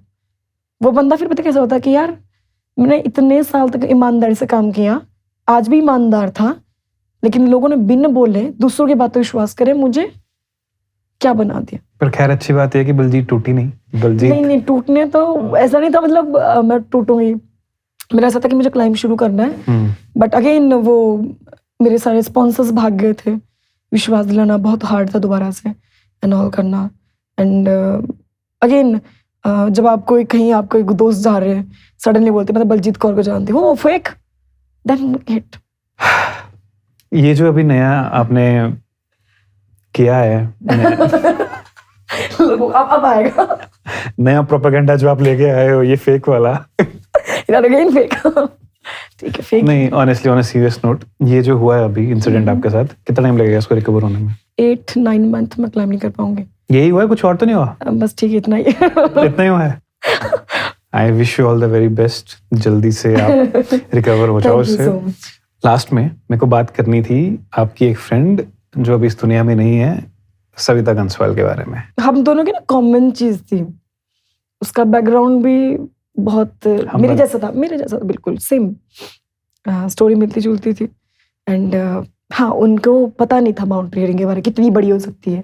उनको बस ये था कि एवरेस्ट क्लाइंब करना है, देन जॉब मिल जाएगी, दैट्स इट, खत्म। एक बार उन्होंने मुझे कॉल किया और मुझे बोला कि बलजीत मुझे ना यार अब क्या करूँ मैं, ऐसा करके बोला, एवरेस्ट के बाद क्या करूँ। मैंने बोला तुमने मैं शुरू क्यों की थी माउंटेनियरिंग? तो बोला मुझे कुछ करना था, करना तो कर। और किसने बोला माउंटेनियरिंग फील्ड से एवरेस्ट तक सीमित है? तूने लोथ से किया, एवरेस्ट किया, तो एक और करना। और मकालू भी किया था उसने। मैंने बोला माउंटेनियरिंग बहुत बड़ी फील्ड है और तू इसको माउंटेनियरिंग को जॉब के लिए मत कर, ये एक्सट्रीम स्पोर्ट है, हमें वो प्रमोट करना है इंडिया में, तो वो कैसे लेके आना है वो सोच। इसलिए ऐसा है कि दोनों एक हो जाते, क्लाइम करते बिंदास। क्या बात है। आपके आसपास कुछ लोग होते हैं जो दिख रहे होते हैं कि दोनों ग्रो कर रहे हैं, मिल ना जाए कहीं, सो वो कान भरना स्टार्ट कर देते, ठीक है। तो हम दोनों में थोड़ा गैप होना स्टार्ट हो गया था। तो मैंने उनको फ़ोन किया एक बार, मैंने बोला कि क्या बात है, क्यों बात नहीं करी? तो नहीं ऐसा कुछ नहीं है। तो वो अपने प्लान्स छुपा रही थी मुझसे। वो मैंने क्या बात बोली, देख सुन, पहली बात तो ये, मुझे नहीं पता, लोग होते होंगे शायद ऐसा कि मेरा प्लान तुम चुरा लोगे, तुम्हारा प्लान मैं चुरा लूंगी, ऐसे होते होंगे, ठीक है। ऐसा होता है माउंटेनियरिंग में, बाय द वे। हाँ होता है, बट सिंपल सी बात है, मेरे मन में ना तेरे प्लान, ना मेरे कोई प्लान ही नहीं, पहली बात तो, ना मुझे किसी के प्लान लेने हैं ना किसी के देने। मैं तो ऊपर वाले प्लान में चल रही हूँ। वो पहाड़ जो प्लान मेरे लिए बना के रखे मैं उसी पे चलूंगी, मेरे हाथ में कुछ नहीं है। वो मुझे जैसे मेरे को जब मैंने स्टार्ट करी थी माउंटेनियरिंग, तो मुझे बस कोर्स करवा दिया गया था एवरेस्ट लाके, जब नहीं हुआ एवरेस्ट उसके बाद मुझे किसी ने नहीं पूछा कि दोबारा कैसे स्टार्ट करनी माउंटेनियरिंग। ना मेरा कोई कोच रहा, ना मेरे कोई मार्गदर्शन करने वाले कोई शख्सियत रहे, कोई भी नहीं रहा, कोई भी नहीं। मैं बस ठोकरें खा के इधर पूछ के उधर पूछ के आगे चलती रही। कभी किसी ने नहीं बोला कि ऐसे नहीं बेटा ऐसे करते, ऐसे नहीं ऐसे करते। मैंने एक बात समझी है कि अगर माउंटेन ने आपको बुलाया है, कुछ भी हो जाए, फंड हो ना हो, तुम जाके रहोगे। It's calling. तो मैंने बोला कि मेरी कॉलिंग तो पहले ऑलरेडी है, तुम बताओ अपना क्या चल रहा है। तो तब उसने बताया कि मुझे रशिया जाना है, मुझे यहाँ जाना, मुझे ये करना है, ये करना है, ये करना है। तो मैंने उनको बताया ठीक है, करना जो भी करना है। तो उसने मुझे स्पॉन्सरशिप के लिए कैसे अप्लाई करते हैं मुझे बता। देन मैंने अपना पूरा ले ऐसे बनाते हैं स्पॉन्सरशिप। मेरे को खुद नहीं आता था, मैं वो ऐसा था कि वो थोड़ा सा उनका इंग्लिश थोड़ा, ऑब्वियसली हम पहाड़ी को नहीं होता इंग्लिश अच्छा, मेरा थोड़ा इसलिए अच्छा हो गया क्योंकि मैंने कभी को ऐसा हो गया था कि अब तो सीखनी है, क्योंकि मैं कम्युनिकेट कर चुकी थी फॉरेनर लोगों के साथ ही, तो हो गया था अच्छा। मैं बुक्स पढ़ना स्टार्ट कर दिया, सीरीज वगैरह, मैंने कुछ सीखनी थी इंग्लिश ऐसा, ठीक है। वो थोड़ा लेट आई थी माउंटेन फील्ड में ऐसे करके, तो उसका तो मैंने बोला मैं लिख दूंगी तेरे लिए, तू टेंशन मत कर। तो उसको भेजे मैंने यहाँ से कि ये ऐसा बना प्रपोजल, ऐसा बना, ऐसे अप्रोच कर, कॉल कर, लोगों से बात कर, डिस्ट्रिक्ट में जाके डीसी से बात कर, एमएलए को पकड़, इसको पकड़ तो पूरा ज्ञान दे रही हूँ मैं यहाँ से। वो दोस्ती ऐसे ही रही थी हमारे। हम एक बार निम में थे, NIM में, नेहरू इंस्टीट्यूट है माउंटेनियरिंग का, उत्तरकाशी में ही है, तो वहीं पे जॉब करते। तो हम उस टाइम पे ट्रेनिंग के लिए गए थे। तो हम ना ऐसे बैठे हैं रूम में ना, और आप ऐसे बैरिक होते हैं ना, तो ऐसे करके ना टांगे लगा के रखिए, ऊपर एक और था बेड, उसके ऊपर टांगे लगा के बैठे हैं, और ऐसे बोल रहे कि क्या करेंगे यार हम दोनों माउंटेनियरिंग करके यार वैसे भी, और हमने उस टाइम थोड़ा बहुत अचीव कर ही लिया था अपनी फिल्म में। तो हम बोल रहे यार फिर भी हमारी कदर तो कोई करता है, तू भी हिमाचली मैं भी उत्तराखंड से हूँ, पहाड़ी है दोनों, और दोनों में पूछता नहीं है कोई तो हम दोनों ऐसे बोल रहे हैं क्या करेंगे हम। मैंने बोला तो सोच, इतना छोटा मत सोचना, इंडिया लेवल पे जाएंगे। मैं क्या हो गया नहीं जानते, इंडिया लेवल के जाएंगे हम, कैसा कैसे बात करिए। तो वो तो इंडिया लेवल चले गए, तब भी नहीं पूछा तो इंटरनेशनल लेवल जाएंगे। तो फिक्र किस बात की करती है, और नहीं इंटरनेशनल लेवल की बात भी नहीं गए तो भी क्या, बस जीरो से स्टार्ट करेंगे, हम रुकेंगे नहीं, बट हम कोशिश करेंगे। तो बोला ऐसा क्यों करना है, मैंने बोला ये खुद के लिए नहीं करना, हमारे से आगे आने वाले लोग हैं, और वो डेफिनेटली माउंटेनियरिंग को एक टाइम पे माउंटेनियरिंग बहुत अच्छे लेवल पे जाएगी अगर हमने सही से उसको लोगों को बताया। लेकिन अगर हम ऐसे बताने लगे तो वो टूरिस्ट ही आएगा और कबाड़ करके जाएगा माउंटेनियरिंग का। तो हमें अच्छे से मेंटेन करना है इस चीज़ को, ठीक है, ऐसा करके। तो उसको बहुत प्यार समझा रही हूँ। तो जो भी ऐसे करके, तब ना हमने एक प्रॉमिस किया था उस टाइम पे कि कुछ भी हो जाए, एक तो ईमानदारी से काम करेंगे, सबमिट फीवर नहीं रखेंगे, एक दूसरे से कुछ नहीं छुपाएंगे, कंपटीशन में नहीं उतरेंगे, और हमेशा एक दूसरे को सपोर्ट करेंगे। जिन लोगों ने महारती हासिल की थी उस टाइम पे माउंटेनियरिंग में, तो हमने उनसे बोला था कि हमें स्पॉन्सर का थोड़ा बता दो कैसे करते, तो उन्होंने नहीं बताया, कि उनको डर था कि हमारा स्पॉन्सर लेके चले जाएंगे। हम नहीं करेंगे, हम बिंदास देंगे, जाओ जाओ आगे से आगे नॉलेज शेयर करेंगे, नॉलेज शेयर करेंगे। जिस पे उसने कर्म करनी है, ठीक है, वो कहीं से भी निकलेगा, तुम जितने मर्जी बंद कर लो दरवाजे। तो इससे अच्छा है कि क्या बंद, और फिर मेरे पास क्या है यार, मुझे इंडिया रिप्रेजेंट करवाना है कैसे भी करके।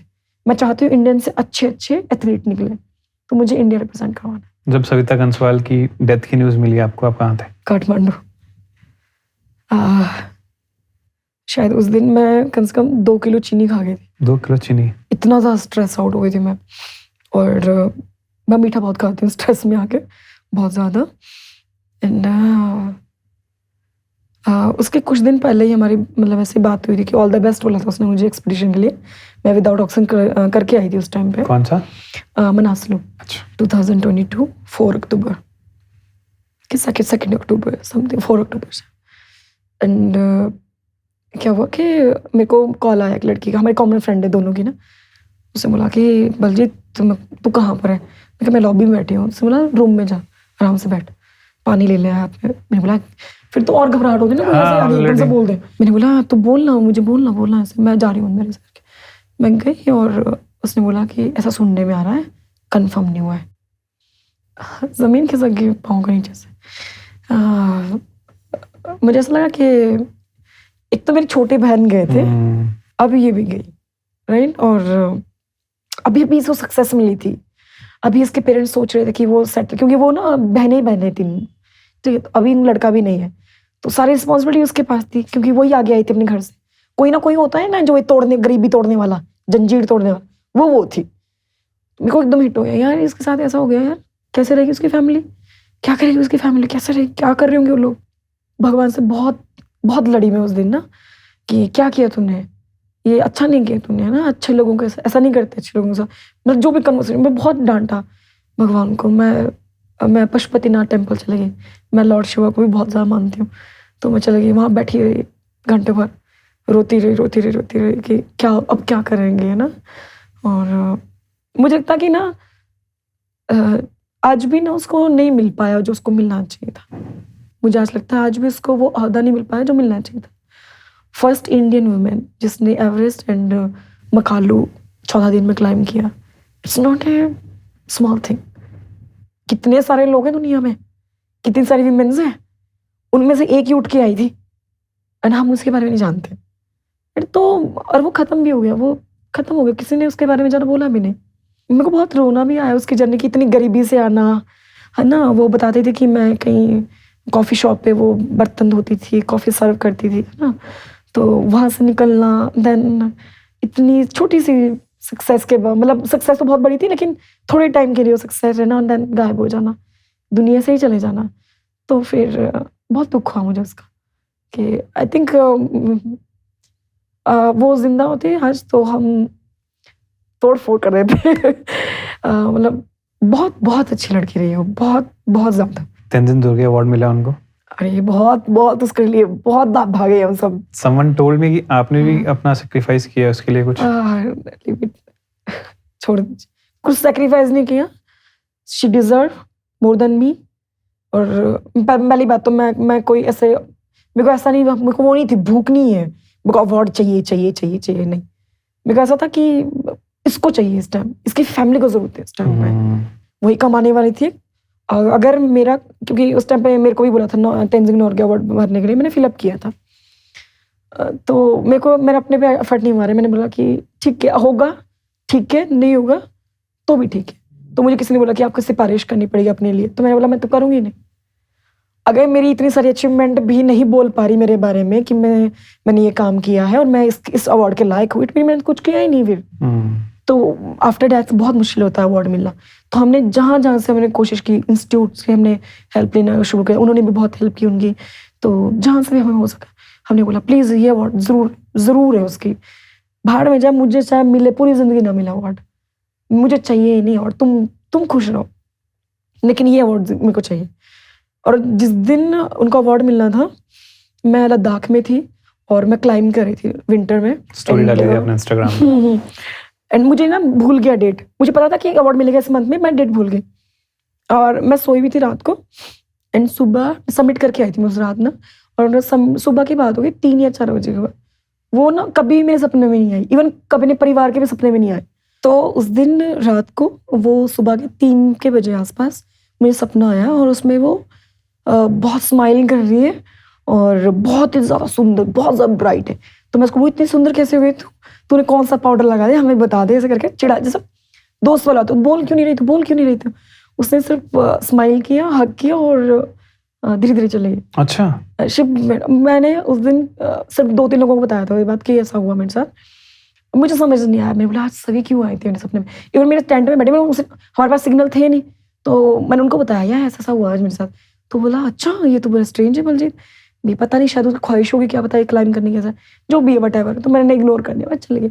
जिससे सिग्नल आया सबने बोला अरे आज तो सविता को मिल गया अवार्ड। फिर समझ आया कि क्या हुआ होगा। एंड उसके बाद मैं पूरे रास्ते रोते एंड मैं रूम पे आई मैं, एंड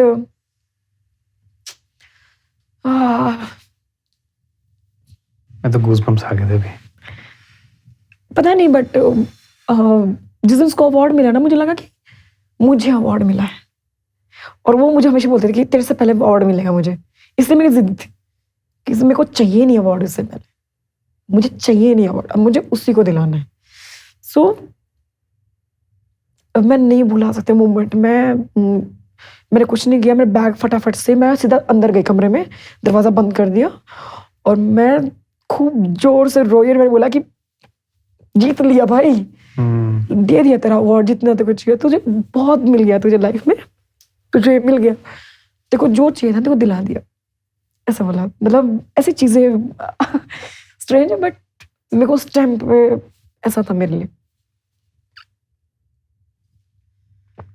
मतलब वो अवार्ड मतलब मेरी जिंदगी का मेरा अवार्ड है वो, बस मैं इतना बोलती हूँ, वो मेरा अवार्ड है, ऐसे बोलती हूँ उसके लिए, मतलब बस वही मेरा अवार्ड है। और उसके पेरेंट्स देखे मैंने, उनकी बहन को देखा मैंने, उन सब की चाहत थी ना, हम उसका ड्रीम पूरा करते हैं। अनफॉर्चुनेट उनके पेरेंट्स को मना कर दिया था मैं नहीं आऊँगी अवार्ड लेने, तो अच्छा उनके पेरेंट्स नहीं आ रहे थे अवार्ड लेने तो अब मैं बहुत शातिर हूँ इस चीज़ में, मेरे को बड़ा गेम खेलना आता है, स्पेशली जो गाँव के होते हैं ना, पहाड़ी जो होते हैं बड़े भोले भाले होते हैं, ठीक है। ये क्या होता है, इनको खर्चा नहीं कराना होता फालतू, इनकी खासियत होती है बड़ी, ठीक है। मैंने वही वीक पॉइंट पकड़ा, मैं बताती हूँ कैसे नहीं आओगे तुम। मैंने बोला दीदी मैं कैब तो मैं बुक नहीं करवाऊंगी, बोला क्या मैं फ्लाइट बुक करवा रही हूँ। मैंने फटाफट बिना पूछे उन दोनों की फ्लाइट बुक करवा दी, उनके पापा की, मम्मी की, दीदी की भी, और एक और फ्रेंड थी उनके साथ आ रही थी मेरी फ्रेंड, मैंने चारों की फ्लाइट बुक कर दी। मैंने कुछ नहीं सुना, मेरी फ्रेंड बोली मत करवा, बोल वो नहीं आएंगे, मेरा आएंगे। मैं जानती हूँ पेरेंट्स को, स्पेशली पहाड़ी पेरेंट्स को मैं जानती हूँ। फ्लाइट बुक करवाई, उन्होंने बोल दिया कि अरे बलजीत ने करवा दिए टिकट बुक, वेस्ट हो जाएगा पैसा, उसने इतनी मेहनत से कमाया है। मैंने ऐसा करके बोलना, आप लोग काम कर गया। उनको फ्लाइट में बुलाया हमने, मस्त। मैं कहा आप क्यों नहीं आओगे, क्या बात है, लेने आओ आप, आपको पता लगना चाहिए आपकी बेटी ने क्या किया है। पुरस्कार ग्रहण कर रहे हैं श्री राधे श्याम कंसवाल, स्वर्गीय सुश्री सविता कंसवाल के पिताश्री।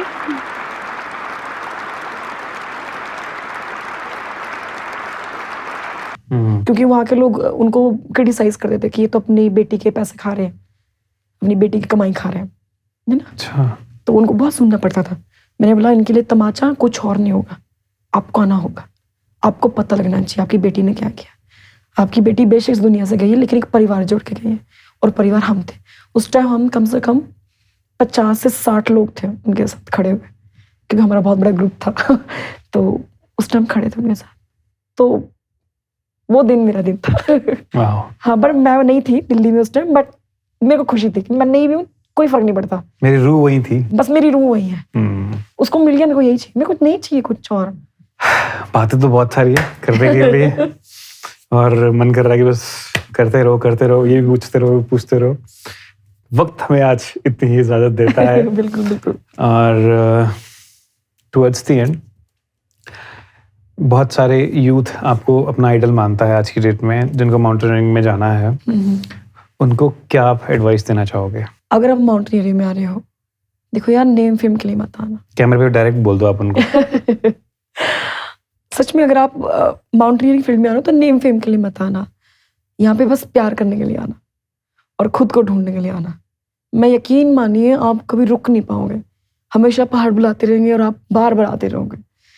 एंड रही बात एक दिन जो मेंटालिटी है ना हमारे माउंटेनियरिंग के लिए कि ये तो जस्ट फन है, नहीं, this is extreme sport.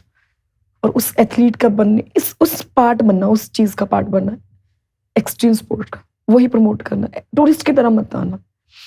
And बाकी जितने भी लोग कर रहे हैं, जहां भी आप कर रहे हो, जो भी आप कर रहे हो, बहुत बढ़िया कर रहे हो। सबके सब एक फील्ड में नहीं होते, सबके सब एक काम नहीं करते, सबके अपने अपने काम है। आप अपने काम में माहिर हो जाइए, यकीन मानिए अपने काम से इतना प्यार कीजिए, वफादारी कीजिए, ईमानदार रहिए, वही काम आपको इतना ऊपर लेके जाएगा ना, बहुत ऊपर लेके जाएगा, बहुत ज्यादा, और आपको पता भी नहीं चलेगा। यही खासियत है बस। Baljeet, thank you so much. Thank you. The Himachali Podcast.